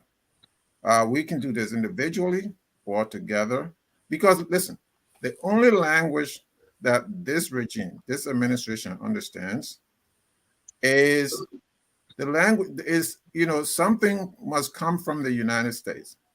So if they continue to do this, and we can ask the United States Congress, you know, to look at Liberia so that, you know, George Weah, impress on George Weah to do the right thing. And if you cannot do the right thing, then by all means, I think well-meaning Liberians should call on the United States to impose. Oh my God, Dennis, can I come in? Thank please? you. Go ahead, Cobb. Mohamed, I have a lot of respect for you, but I have to say that what you just said is the least patriotic thing I've ever heard you say. With all due respect, we are citizens of a country that duly elected someone. I don't think George Weah stole the election. I believe citizens elected him. I don't believe that, it is the prerogative of Liberian citizens, or it's correct for us to surrender our authority as voters, as citizens in a democracy, which means it's ruled by the people, not by the American people, by the Liberian people, and then go to a foreign country's elected officials that were elected by their citizens to put pressure on our government. This is not wartime. The responsibility to put pressure on the government falls on the citizens. If the Liberian government does not respect or even fear its citizens, then we have no country. Then Liberia is not a country. We have no republic. Thank you. Thank you for that. Dennis, here's my reply. Just let me say one last thing. We have to stop begging somebody else to come and run our affairs for us. We have to stop that. If we're going to continue to fail until citizens in Liberia demand things on their own right, upon their own strength, and realize that we are not animals, we're not children, we're not savages, we're human beings. We have a right to self-determination. It is not America or anybody else that will determine for us. We have to do it. Nobody can do it for us. And if we think that America is going to come and tell George Weah what to do for us, how to take care of us, we have failed. We must figure this out for ourselves. We must pressure him. He should fear us and do things because he wants the citizens that control the country to be satisfied with him, not because he wants some foreign power to be satisfied with him. Thank you, Mr. Dennis. Here's my response to that. For us to sit and not do nothing, I'm not a do nothing person. So I don't just talk, right? So I'm not a do nothing person. I hear what you say, Cole, but again, with all due respect, what is the opposition doing right now? So there is nothing. People are sitting down and looking at the abuses of the Constitution that's going on. So if at the very least, if what I can do as an individual, I respect what you do, and I hope that others will respect what I do as well. So if the very least that I can do is to call my congressman, let's keep in mind, all of us, almost all of us on this show are also American citizens. So we have the right. There's a reason why that is. So I have the right, you have the right to call your congressman. You are represented by Congress people in the United States. So as a Liberian American, I reserve that right to call on congressmen to say what is going on in Liberia, in addition to efforts that are being made in Liberia.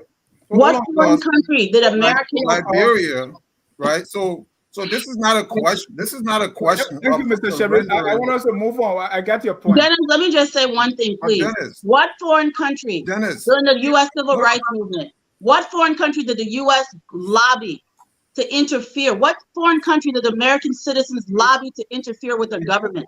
They pressured the government themselves. They went to jail themselves. They got beaten and murdered themselves to advance their country. They never went to foreign countries to advance their cause. They did it themselves. Freedom is you don't beg for it. During the Revolutionary War, France helped the United States during the Revolutionary War against Britain. So we know all of that history. Thank you, Mr. Sherif. I don't want us to Dennis, excuse me, Dennis. The reason for this show is to have a conversation like this. So I believe that this is healthy for Liberian democracy. No, I'm not refusing. Right. So this is healthy. He's trying to silence the conversation. What I was saying is that it is not surrendering our rights. We can talk about imperialism all day we want, Yeah. but I believe that what is going on, I know that George Weah and his Mr. Sherif, regime, members of his you inner made up. circle, I got it. come to the United States for medical checkups. It is in the United States that they are heavily invested. So I am going to go to where it hurts the most. Thank so you. That makes more sense to me than sitting down and putting our hands in the air, putting our hands up, and doing nothing. That is better. Thank you. I was going to go to Mr. Kunney first, but let me go through Judge Lobbo and see that the CPP is shattered. The Unity Party is out. And I know you're going to tell me, well, I didn't want this in the first place, but the CPP told us, according to their framework document, that, hey, the reason we're coming together, we realize that we need a collaboration to defeat George Weah. And they tried that through Darius DeLon. It worked like charm. The Liberian people are their hope dashed as a result of JNB and the Unity Party exiting the CPP. I would say to you, Mr. John, that absolutely not. I think Liberians are more energized. I don't know how well you've been following developments in the country. Every single major polls in Liberia now, the indications are clear that the Liberians are resolved, that Ambassador Joseph Nyuma Boaka will be their next president come 2023, as long as he's alive, and that is our goal. And so let me be very clear, Mr. John. It took the CDC less than 6 months to form a collaboration that brought them to power today. So no Liberian should sit down and say that your hope is lost. At the end of the day, the CPP was a political arrangement. Sometimes political parties do come together. If there's disagreement, it was good that we all abandoned the CPP. Now, Ambassador Boyka made it very clear in his statement that he's collaborating with other parties. And let me say this to you, Mr. Jad. Ambassador Boyka is a very honest man. And I know there are political parties out there that are willing to work with the Unity Party. The current Unity Party, you must not forget itself, brought in Lab, Loop, and the UP have always demonstrated its ability to bring on board other political parties. We are prepared to engage with other political parties, but wherein there are disagreements and we feel that, look, the CPP, Dennis, you all, let's be honest here. There were so many times you had shows on this very platform where the topic was, oh, there's unity in the CPP, they're fighting in the CPP. This could scare voters. Okay, we've ended the fighting. Now we are beginning to collaborate. What I think you should be hopeful for is to see what type of collaboration or alliances we will formulate. But I will say this to you, Mr. Ja. I think it's disingenuous when I hear people say that their Liberians' hope have been dashed. No. The Liberian people have a president who his stadium have been suspended, banned from hosting soccer matches. He's attending other people's stadium openings. That is more concerning to them. Liberians are sitting at home, they're struggling for their daily bread, don't know where their next meal will come from. A president who is in gross violation of the Constitution. Why can't we talk about those things? But I'll say this to you, Mr. Jab. Liberians are resilient set of people. I want to say this to Cisco and my brother Sherif here. Cisco on one hand is right. I agree with you that Liberia as a whole, depending on our ability to attract foreign aid, it is true that America could play a part. But at this point in time, Cisco, I will show you that Liberians in Liberia today are resolved. They are just waiting. What they've decided to do there is that they won't put their country in another state where there were demonstrations that will lead to serious rioting in the country. But it is true. We ourselves have to take responsibility of our country. It is our republic, and we must do what is right. President Weah worked for us. And so we should ensure that he carry on the job of the republic and its people. So, Mr. Jai, to answer your question, yes, indeed, the CPP may not have survived, but Liberians' hope is not lost. As long as they continue to stay focused, this is why we now can go out and make the case for our standard bearer. And I look forward to the next section where we'll talk about Ambassador Boyka and the Unity Party plan for moving Liberia forward. So I will say to you that we will build indeed another strong coalition. That's all I can tell you. All right. You mentioned you doubted or you questioned if I follow events in Liberia based on a poll that you said that is saying that JNB is leading. Do you care to cite that poll? I said every single opinion polls. Right. Which one? Who We can go conducted to it? Joy FM. Just go. I'll just give you the most common one yesterday, Joy FM. I'll just leave it right there. Was that scientific? Mr. Jai, again, I just said to you, when Liberians calling in, I think that is the most accurate one, because Liberians are calling in and expressing their views. I think that than any online poll where one man can sit in his basement with a laptop and vote 100 times. That is why Mr. Cummings was elected president on the internet. I don't buy into those things. And so again, I would say this, the Liberian people will make the determination, Mr. Jai. I just wanted to make the case that their hopes are not lost. They are focused and they are ready. And I'm looking forward to coming here to make the case, and so we can articulate at the Unity Party vision for transforming Liberia. One thing we've done, Mr. Jai, and the Liberian people trust us for, we took Liberia from the grave and brought it back to a functioning democratic society. We will do that when we come to power again, come 2024. Thank you. I mean, and that can be, we can have another show for that, because people are saying 12 years every time we compare 12 years. Let me go to Mr. Kunney. I think this is there was a man in Sino County who used to say, this thing hit the boom of my heart. I think the collapse or disintegration of the CDC hit the boom of your heart. What's your take? The collapse simply confirms the cynicism that the Liberian people have for the CPP in the first place. You know, there were a lot of odds from the beginning that indicated that a group of politicians coming together on such a sensitive ground were not going to hold. There was no vision. They were not coming on the basis of shared vision. If there is anything close to vision, was just the raw desire to remove Mr. Weah from power. That's what was stated. So we knew exactly that from that point, it was basically who to replace Weah. Well, there's something wrong with that. If we all come together on the basis of shared vision, we look for the best among us to accomplish but that shared vision could be, this president is performing poorly and we need to come together to remove him. Yeah, that's power play.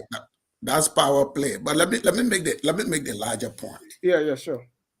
The fact that the CPP collapsed under the leadership, under the chairmanship of Ambassador Weah, you know, is a clear indication of a complete abdication of leadership on the part of the ambassador. You know, he exercised no leadership. He completely ran from his responsibilities as chairman of the CPP, despite promises that he made to the Liberian people that he is the one that is better qualified to reconcile people, to bring people together. Now, if you can't bring together leaders, 4 persons, if you can't bring them together, there is a very legitimate question people are asking out there. Can this individual bring together the conflicting needs of the Liberian people? Can he reconcile them? If he can reconcile 4 people. I mean, the excuse that many people are giving on behalf of Ambassador Weah is that he had not been in a driver's seat. He was always in a garage park. But this was our front row seat to his leadership as chairman of the CPP. And the CPP crumbled in a very, very shameful way. But the other concern is that if you observe the leadership of Ambassador Weah in the CPP, like I said, the danger that is associated with Ambassador Weah leadership is the apparent lack of him being his own decision maker.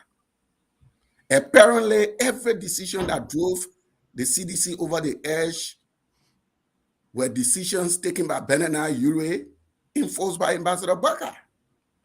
It was Benena Ure that brought the issue of a forged framework document, and the ambassador joined on board. It was Benena Ure that first introduced the concept of black voting, that was the way to go, and Ambassador Weah embraced that. It was Benena Ure that first introduced the idea of the CPP going apart. Ambassador Boyka, embrace that. Where is he a leader or is he a follower?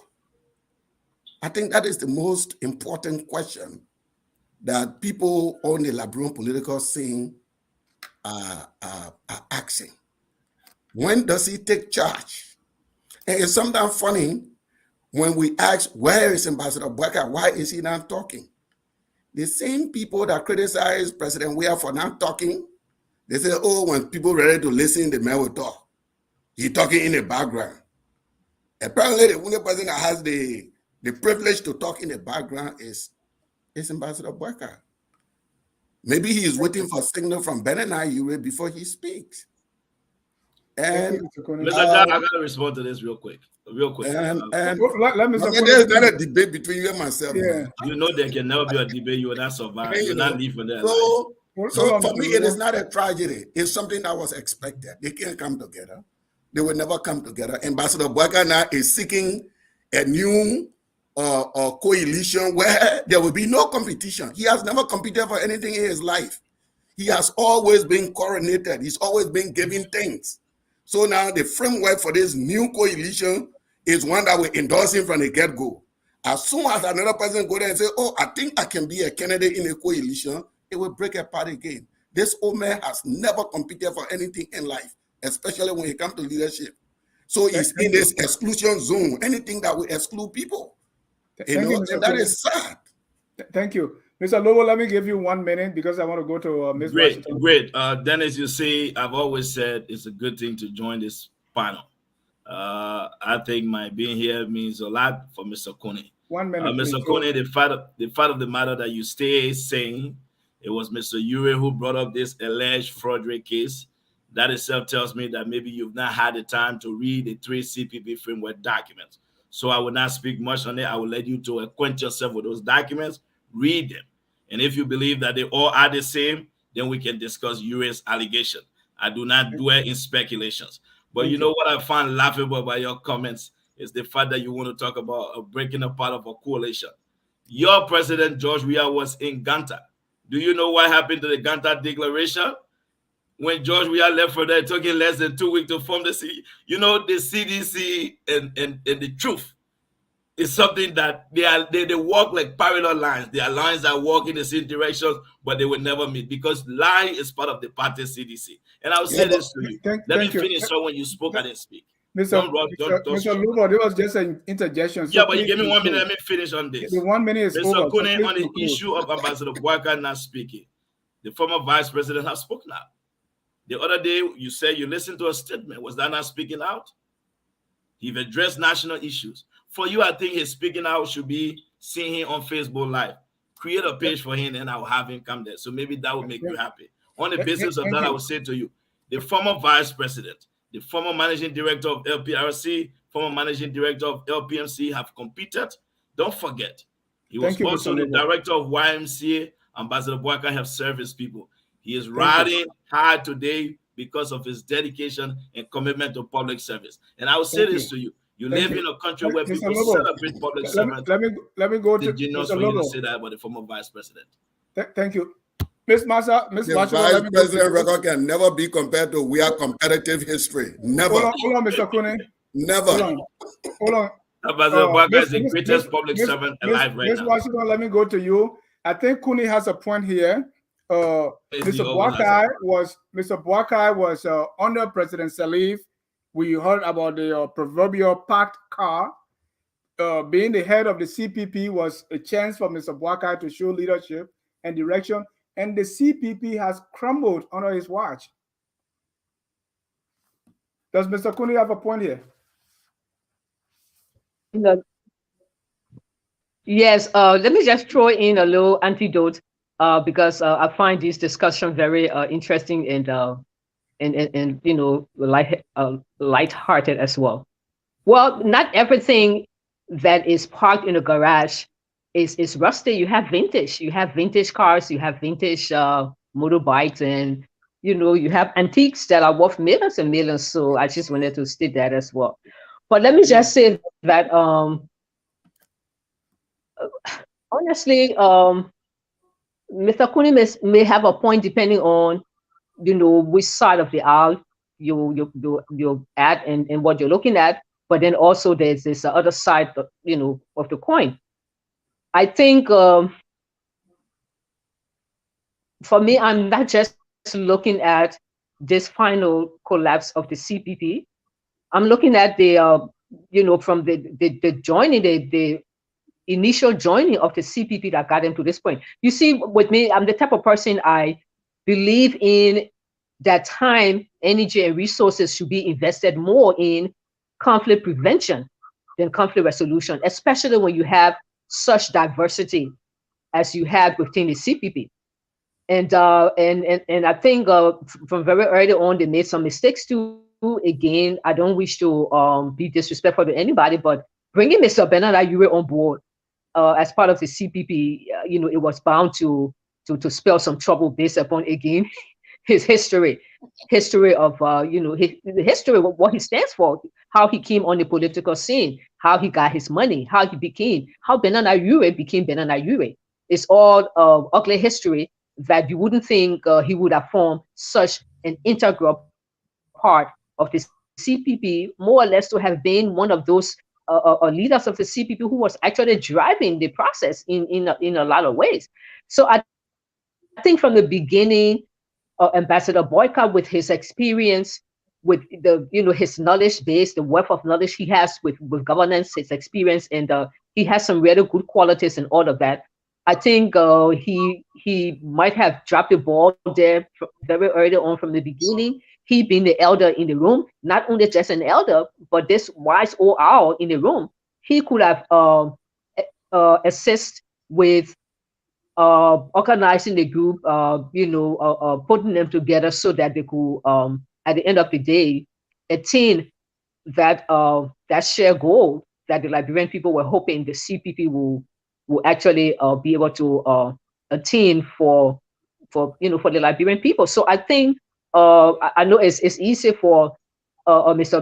Lobbo, who is an executive of the Unity Party and very close to Ambassador Boyka. It's easy for you to put on your cape and try to be brave and just write it off like the water on dog's back. But I don't think it's that easy. It's not that easy. It's a question mark on his style of leadership. Maybe not completely, but to an extent, because actually we expected more from him. We expected more from Ambassador Boyka. We expected that, especially when the CPP started having problems and when the leadership of the CPP finally came to him. I was of the opinion that Boyka would have turned it around. I was like, okay, now the leadership, of the CPP is in his hands. He has the authority now to be able to bring in, that the leadership that he knows that he has the experience and the knowledge. I'm sure he can turn this around. So it is disappointing for the Liberian people who are really hoping that President Weah will have a one term. But let me just say this quickly, because Dennis, I know you always rush me off. Like Cole says. We're going 4 minutes, but let me interject. I mean, this is tough talking Thursday. You say Mr. Boyka might have grabbed the ball. Let's be to the direct here. Dennis will love you right now. Can you say that? What I'm saying, Dennis. Yeah. Dennis, can you hear me? Yes. Yeah. What I'm trying to say here is that. From the beginning, I didn't see Ambassador Boyka play the kind of leadership role that we expected, or I didn't see him bring forth, I didn't see him assume that kind of authority, and bring that sort of the leadership that we expected from the very beginning. And I think maybe it's not all his fault as well, because you had four mature political parties coming together. You had these were political parties that already established. They came with a leadership structure, and then two, they all came with that preconceived notion of everybody wanting to be, the standard bearer. I think it was wrong from the beginning the way people went about it. There was no time to to try to mellow or to try to strike some compromises here and there. Everybody came with that preconceived, set in stone opinion and insisting that they must have, the CPP ticket. I think that's where it all started going wrong. But then again, Mr. Boyka being the elder in the room, the most experienced in the room, the wise old hour in the room, I think he missed the opportunity there to have really shown some leadership to young people and to rookie like Alexander Cummings, who is just coming on board. I think he dropped the ball there. And for the fact that the CPP has finally collapsed under his watch, also, it's actually disappointing. I didn't expect that. It's disappointing. But then again, if it's not going to work at all, if all of them had done everything they could, if it was not going to work, then it is better that they part ways early on, so that they gave each other the time and opportunity to rebrand and reorganize themselves and make a go for it, and good luck to them. Because I think they have 20 more months or 1 year and 8 months, right? Before the election. So, good luck to them. But I think I'm a little bit disappointed with the Pops. Yeah, I am too. Let me go to a call right here. Massa is from the TRC, and Uris is on the list, so she's really expressing these things about Uri. But Uri became a buddy of the wise old man, Mr. Boakai. So this is interesting. I remember the Ganta Declaration, Benedict Uri and Alex Cummings, and Prince Johnson, George Weah, Charles Brumskin, standing up in my hometown, Ganta, holding hands. They cropped Prince Johnson out of the picture, but he next to you. So they all stood there holding hands. I see Boycott. What they did, they got together against JMB. They formed a coalition against Unity Party. That's what I remember. Right. So because Unity Party was the ruling party. For the narrative to become that JMB brought Uri is amusing to me. Because these people formed a coalition against Joseph Boycott. We have short-term memories in Liberia. We have a tendency to forget things that just happened the other day. My God, we have not died. I say this all the time. We're still here. The witnesses. Yeah, I think no, let us speak. Hold on. Excuse me? No, I think Corey is kind of taking the low-hanging fruit here. But go ahead. Just let us speak. So we sitting down here talking as if when George Weah won, there are two men that were in that Ganta Declaration who abandoned Weah and decided to join in a new coalition. That's Mr. Alex Cummings. I mean, three men. I'm sorry, Mr. Brumskin, Mr. Alex Cummings, and Mr. Uri. They were not standing with JMB, during the Ganta Declaration. So for us to assume that JMB brought Uri on board, I think first of all, it's absurd. Who assumed that way, called? Nobody. People are saying the whole conversation has been, JMB and Uri, as if Uri is the one who. Listen to me. The person who brought Uri into the CPP is Uri. Benedict Uri is a political party, an opposition political party. When the CPP was being formed, ALP came forward and wanted to be part of the coalition, just like they did when George Weah formed his coalition. They called the Ganta Declaration. Uri is a person who brought himself. Okay. And nobody opposed this. Mr. Cummings did not oppose this. The late, great Councilor Charles Walker Brumskin did not oppose Uri being part of the CPP. Right. Unity Party didn't oppose it. Nobody opposed it. So the responsibility of Uri being in the CPP falls upon Uri. Everyone tolerated his presence. Right. Not because he has decided that a person who served as vice president for 12 years should have the ticket does not mean that JMB is listening to him or following him around. That's not, it just doesn't make any sense to me. So the idea that, Uri is some kind of guru, he can't sit out. No, this man is part of this opposition coalition. that the CPP, he voluntarily participated. He came forward just like everybody else. Everyone is there by their own free will. Right. And Cole, I get that. I agree with Massa. Let's talk about GNB leadership dropping the ball or the CPP collapsing under his watch. Let's get to that point. The CPP collapsed long before GNB became chairman. Okay. We have been discussing the CPP on the show for a very long time. I am one of the very few people who was present when the concept was brought about.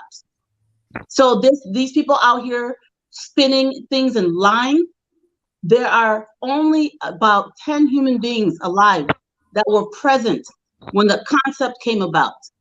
One of them is Mariah Yakula, one is Boykai Jalaba, one is myself, one is Mo Ali, another one is what's his name? Dr. Adam Dole.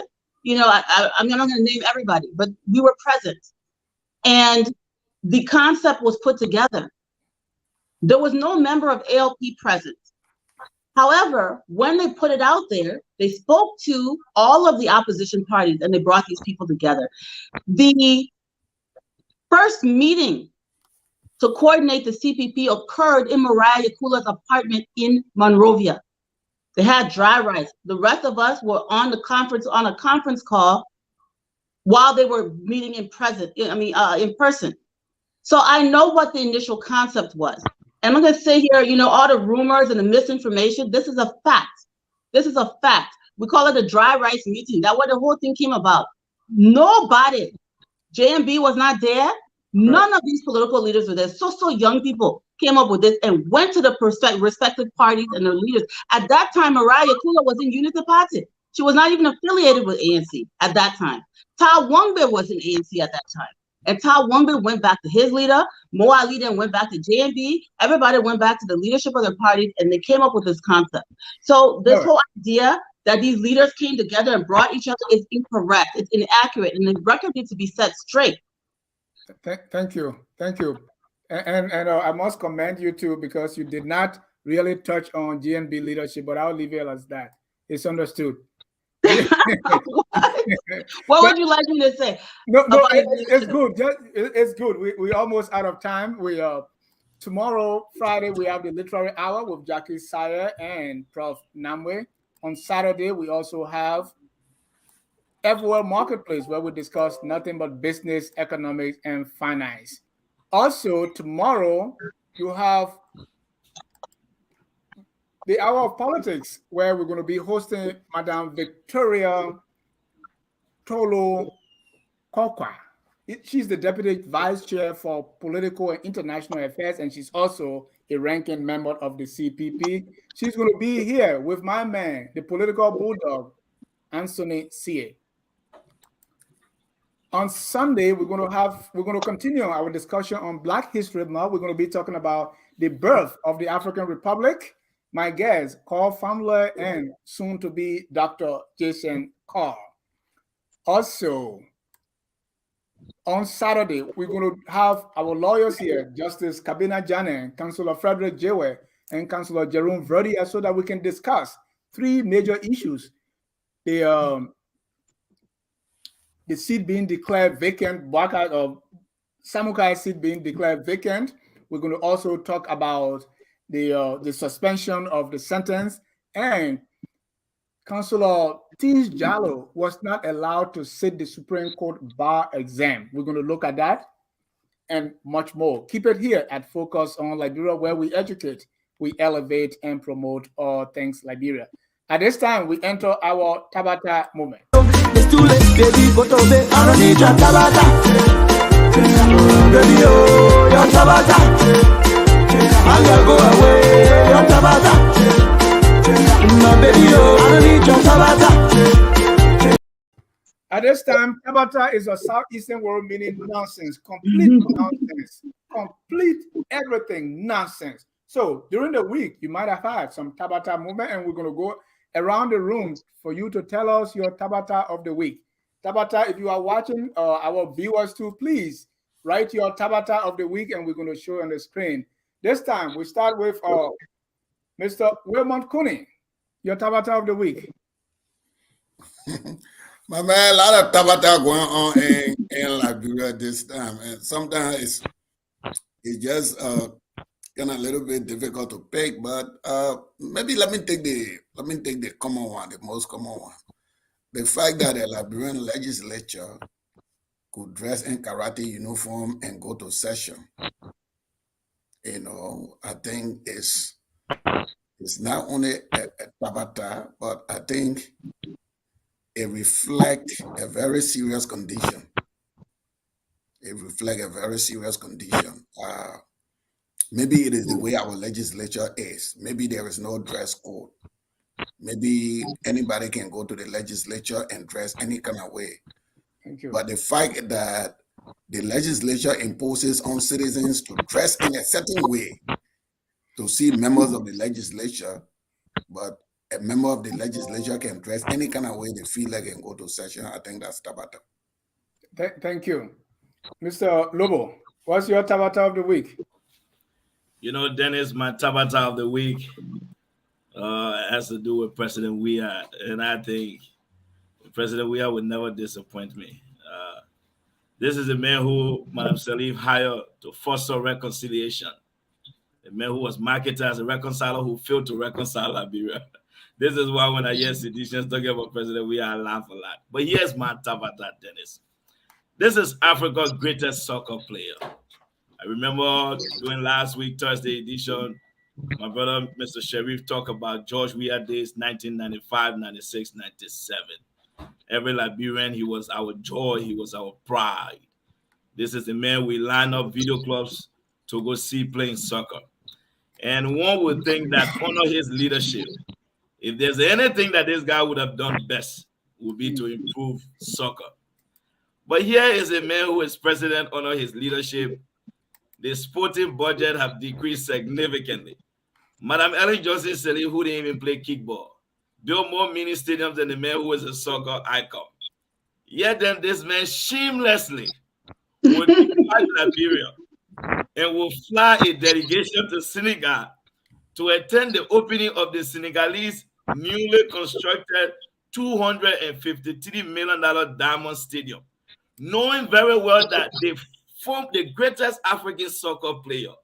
His own stadium in his country have been banned. How much more shameless and heartless can you be to be walking on the pitch and taking pictures? To me, I think, Dennis, it was complete nonsense. And that is the real Tabata of this week. And that is my Tabata. Thank you. Call. What's your, how you call it, Tabata? Good pronunciation you will give today. George Lobbo took my Tabata, but there are so many more. I would say the greatest Tabata of the week has been, well, that's not the greatest, but one of the shameless Tabatas of the week is the big campaign flyer with the overhead bridge that's hanging on Tubman Boulevard with George Weah, from Barovia Day. The shameless, self-worship and just the self-obsessed demeanor of the president and his grandiose, dictatorial-like, conduct, putting his photo on everything. Morovia Day, he put a picture there. Queen contest, he put a picture there. Somebody's funeral, you put a picture there. Everybody must see a picture there. It's getting to be too much. And, I know that he wants to use state resources to campaign and take every opportunity to degrade, Stop it, George.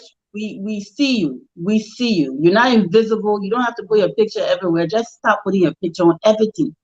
It's starting to get, not even Idi Amin Dada did this thing yet. The thing the man doing, not even Gaddafi obsessed himself like this. It's narcissistic. So for me, the Tabata is, the puppet picture on everything in the town. School picture in backpack. Everything get a puppet picture. Tabata. Massa, are you there? Miss Washington? Miss Washington, are you there? All right. She went out. Yeah, she's still. Let's go to Mr. Sherif. Mr. Sherif, what's your Tabata of the week? Hey guys. You know what? Hey, sorry, I'm here. Go ahead, Massa. What's your Tabata of the week? Hello. Hello, go ahead. We're hearing you. Massa, what's your Tabata of the week? Can you hear me, guys? Yes, we can hear you. Can you hear me? Yeah, I think actually, yes, I can hear you. Can you hear me? Yes, go ahead. I think for me, actually, my Tabata of the week is actually the African American Black Caucus delegation that was here and bestowing all this praises and accolade on President Weah. I don't have anything wrong with them recognizing him, but the way they did it and some of the things they said was he's the best president. He's pushing Liberia agenda. The interesting thing about it is that the Black Caucus, the African American Black Caucus have done it to every other president. So not just President Weah. They did it to Samuel Doe. They did it for Samuel Doe. They did it for Charles Taylor, when Taylor was president, headed by Jesse Jackson. They did it for him. They did it with Ellen Johnson Sirleaf, and now they're doing it with President Doe. So for me, that's my Tabata of the week. I mean, now they're doing it with President Weah. So they did it with all the presidents. Yeah. Thank you. Thank you, Mr. Sherif. What's your so, Tabata of the week?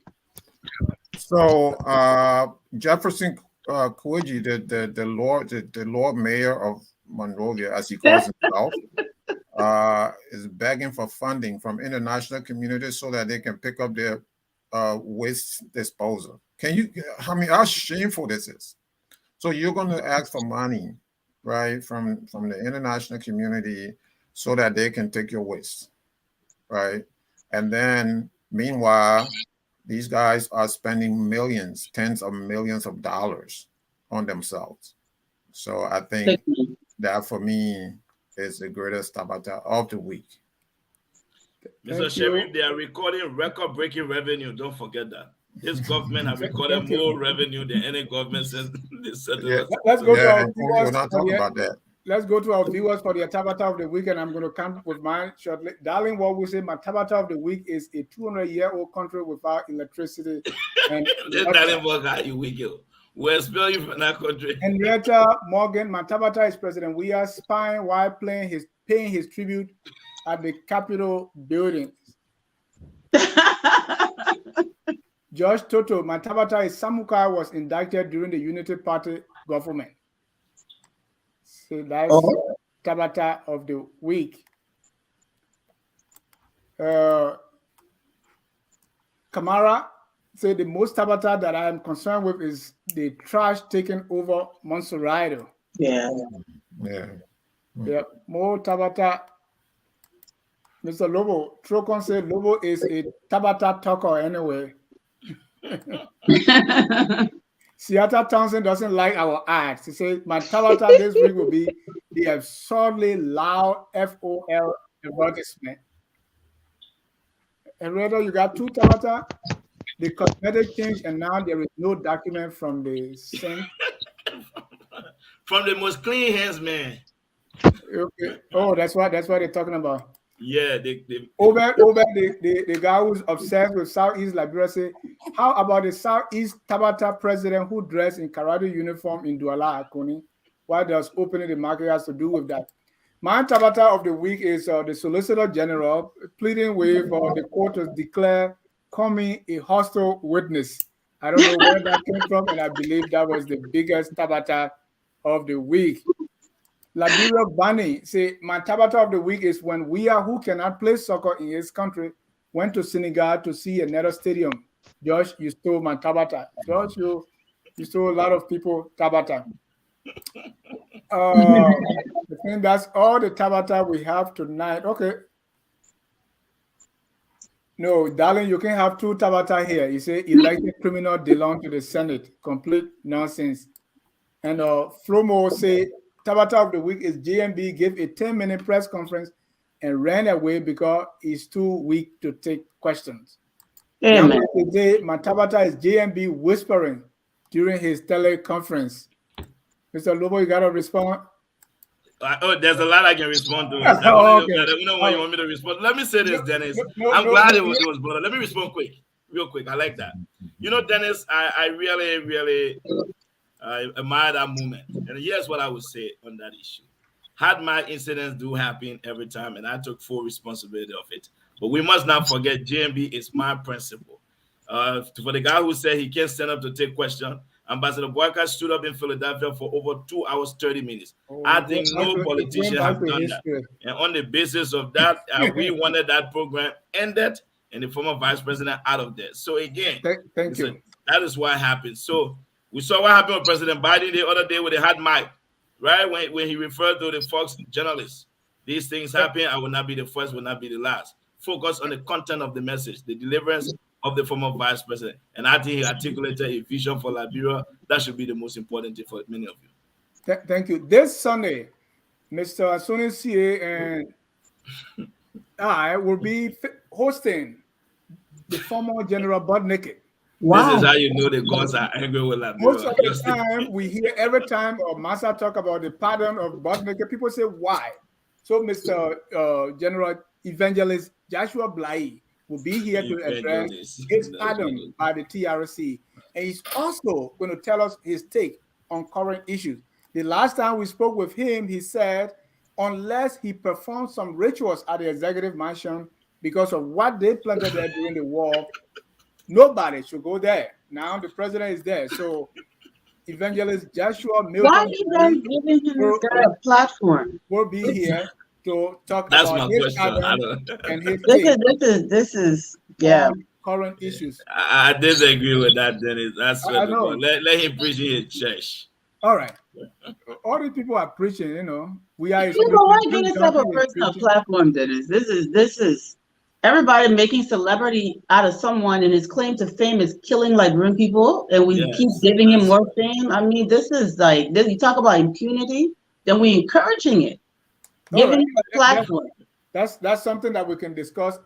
Thank you so much for your spirited discussion tonight. You can only get it here on Focus on Liberia, where we educate, we elevate, and promote all things Liberia. This time we'll take 38 seconds each to give our comments. Mr. Sherif, you go. 38 seconds. Hopefully I can do this in 30 seconds. So taking everything that was discussed, and Cole mentioned something which is very profound. George Weah's picture all over the place. This is what Emperor Bokassa did in the Central African Republic, where his image was everywhere. Mobutu did this in Congo, formerly Zaire, where his pictures were everywhere. So to me, that this is the George Weah. This is the beginning of something that we've never seen before. So autocrats, the formation of an autocrat. Already, I believe strongly that he is an autocrat. So all of this is not for nothing. And so the Liberian people need to be careful. And so in 2023, that there is a different decision. Hopefully he can make a change. Finally, all of us need to play a role. So wherever you are, if you're a Liberian American, if you are a Liberian, not in the diaspora, but back home, or you're a Liberian somewhere in West Africa, whatever role that you can play in bringing about change, I think do not hesitate to do so, because in collaboration, we can collaborate with different people. Even if we don't agree with them, we can do so in the hope and expectation of bringing change to our country. Thank you. Let me review Tabata here. This one from Anthony Sia. Mohamed, that was 2017. Don't read that yet, Dennis. My Tabata is Ure swearing GNB will never. That be was the 2017 campaign. Summer start, and now is GNB chief strategist. A Tabata indeed. Wow. Dave Jassy, read declarations of market buildings with the intention of economic improvement is all Tabata. This one from Flomo Livingstone say, my Tabata is Mr. Cummings' lack of integrity. Sam Waller is calling my Tabata very shameful, I believe. Oh. You want to respond? No. Samaria Pratt, my Tabata is GMB telling CEO Spoon about his dream for Liberia, but all that was in his sleep. I don't know what that means. My Tabata is 12 years. They were not able to build a stadium. Let's go to call for your closing remarks. 38 seconds. Yeah, really quick. This idea of having this omnipresent picture of a leader in a democracy. There's two types of rulers that do this: monarchs and vicious dictators like Stalin and Hitler would have their photos everywhere. This is not normal in a democracy. It should not be encouraged in a democracy because it is not about the leader, it's about the people. And until we start to understand that Liberia's rulers are the citizens, that's what a republic is, that's what a democracy is, we're going to fail. Put pictures of the little children that are hungry in the streets, selling cold water bag, put their pictures up on billboards. Remind us why we wake up every day and we struggle. Remind us every day what we're fighting for. The person that you elect is a temporary person. He's a placeholder. He's sitting in that seat temporarily. Do not etch the image of any elected official in the hearts and minds of our children. They are not kings. We are not a kingdom. We are a republic. The rulers of Liberia are its citizens, and anyone we elect is at our will and pleasure, not at their own. Thank you so much. Thank you. Elder Joseph Kokro from Trenton. My Tabata is Mr. Kunney's assertion that Pabwaka has never competed for anything in his life, which meant that he has always lived on handouts. Michael Kessley. Michael Kessley, my Tabata of the week is to see Mr. Kunney defending the judiciary that got no integrity. Mr. Kunney, your closing comment. Well, look, my closing comment is that contrary to what people believe that I defend institutions of government, my plea here is to citizens of the country. I think this is where I agree with Cole a little bit here, that it is our responsibility to reform and improve our institutions. The judiciary is not perfect, but that is what we have. And for us to scream anytime a decision goes against us or a decision that we don't like, to call it a collapse of our democracy is just plain deceitful. We have to continue to improve democracy in our country. We are the one that elect leaders. If the judiciary is not functioning, it is our responsibility to elect leaders that will change the judiciary. That's how democracy works. We have the legislature. If the legislature is not working, we need to take citizen action to reform the legislature to the way we want to make it. But to excuse the responsibilities of all of these people and just think it is one man creation is creating a king mentality. Because the fear is that you can change the system today if we go with that mentality instead of holding individuals accountable, elected officials accountable for what they do. We would think that there is this one king that has the say all in our country. So my call is for Liberians to look at their system, improve their system. Let the opposition come up with some alternative governing strategy. Telling us every day about the failure of Weah is not a winning strategy. It's not a winning strategy. Thank you, Mr. As soon as you came back with another Tabata, my Tabata is Lobbo stopping orders Tabata to be read. Fiola Gibson, my Tabata is George P. Lobbo monotone voice. Hawa Sony, my Tabata is the dirty dirt covered this city. Well, I want to thank all our viewers for staying here with us tonight. And of course, thank our panelists for keeping this here and making the debate what it should be, what everyone expects or focus on Liberia. Until then, from all of us here. You see how Dennis is robbing me of my closing? Oh, okay. That is the real Tabata right here. Wow. Because you talk too much now, so I thought you talked already. Go ahead, George. Your closing comment. I just want to say thanks to my fellow panelists. I want to thank our viewers. To those of you who actually, through your comments, agree and disagree with us. I want to say to Madam Washington, thank you very much for your input. I think it was a great conversation. For Kunney, nothing but love. Liberia remains our common denominator. Let us disagree to agree. I look forward to most of these appearances here. Like I said, Mr. Sherif, as long as I'm on your seditions, find it very difficult. So I look forward to that next debate again. Thank you very much. Thank you. And in fact, in our next Tough Talking Thursday, Ambassador Nathaniel Milton Barnes will be here to so that we can talk about what are some of the things we can do to move the country forward. And we want to see how that square with our panelists here. Let's go to you, Massa, for your closing comments. Well, Massa? you know, Dennis, it's been a pleasure always. Yes, can you hear me? Yes. Hello, can you hear me? Yeah, yes, I said it's a pleasure always being on your show, Dennis. Anytime, you know, I'm at your disposal at any time. It was definitely a pleasure also hearing and seeing call again, you know, Dr. Sherif, George Lobbo. You know, I got a bone to pick with you. And my own friend and brother, Wilmot, Kunney. Wilmot, I have not seen you forever and ever. But, you know, it's just good to be on a panel of knowledgeable people who are all passionate about seeing Liberian forward, even if we're looking at it from different lenses. The good thing about it is that we have a shared goal, and that shared goal is to get Liberia to that promised land. Never mind, there's so many ways to skin a cat. So I really do appreciate everybody on this panel.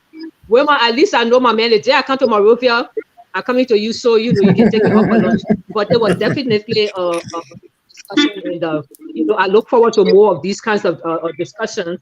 And you know, George Lobbo, don't worry about me. Vacant and my papi, I supported him 2017. You know, we come a long way, so I know he knows I will always speak the truth. So I know. Yes. So, but thank you so much. It's been a pleasure, actually. Thank you. More Tabata coming. Alfonso, that one say, oh, this Dennis guy here, man. You So that is not true. Okay, but thank you all so much, and our audience very enjoyed. Until then, we always end with our song that says, "We are all Liberians." Whether you believe JNB dropped the ball or not, whether you believe. Dennis, start referring to him as the next president. That's whether you believe the karate suit of Judge Weah is better than the karate suit. Whether you believe the karate suit of Judge Weah is better than Yeka's karate suit, we are all Liberians. And we must do everything humanly possible to make our country the greatest land of liberty. Thank you and good night.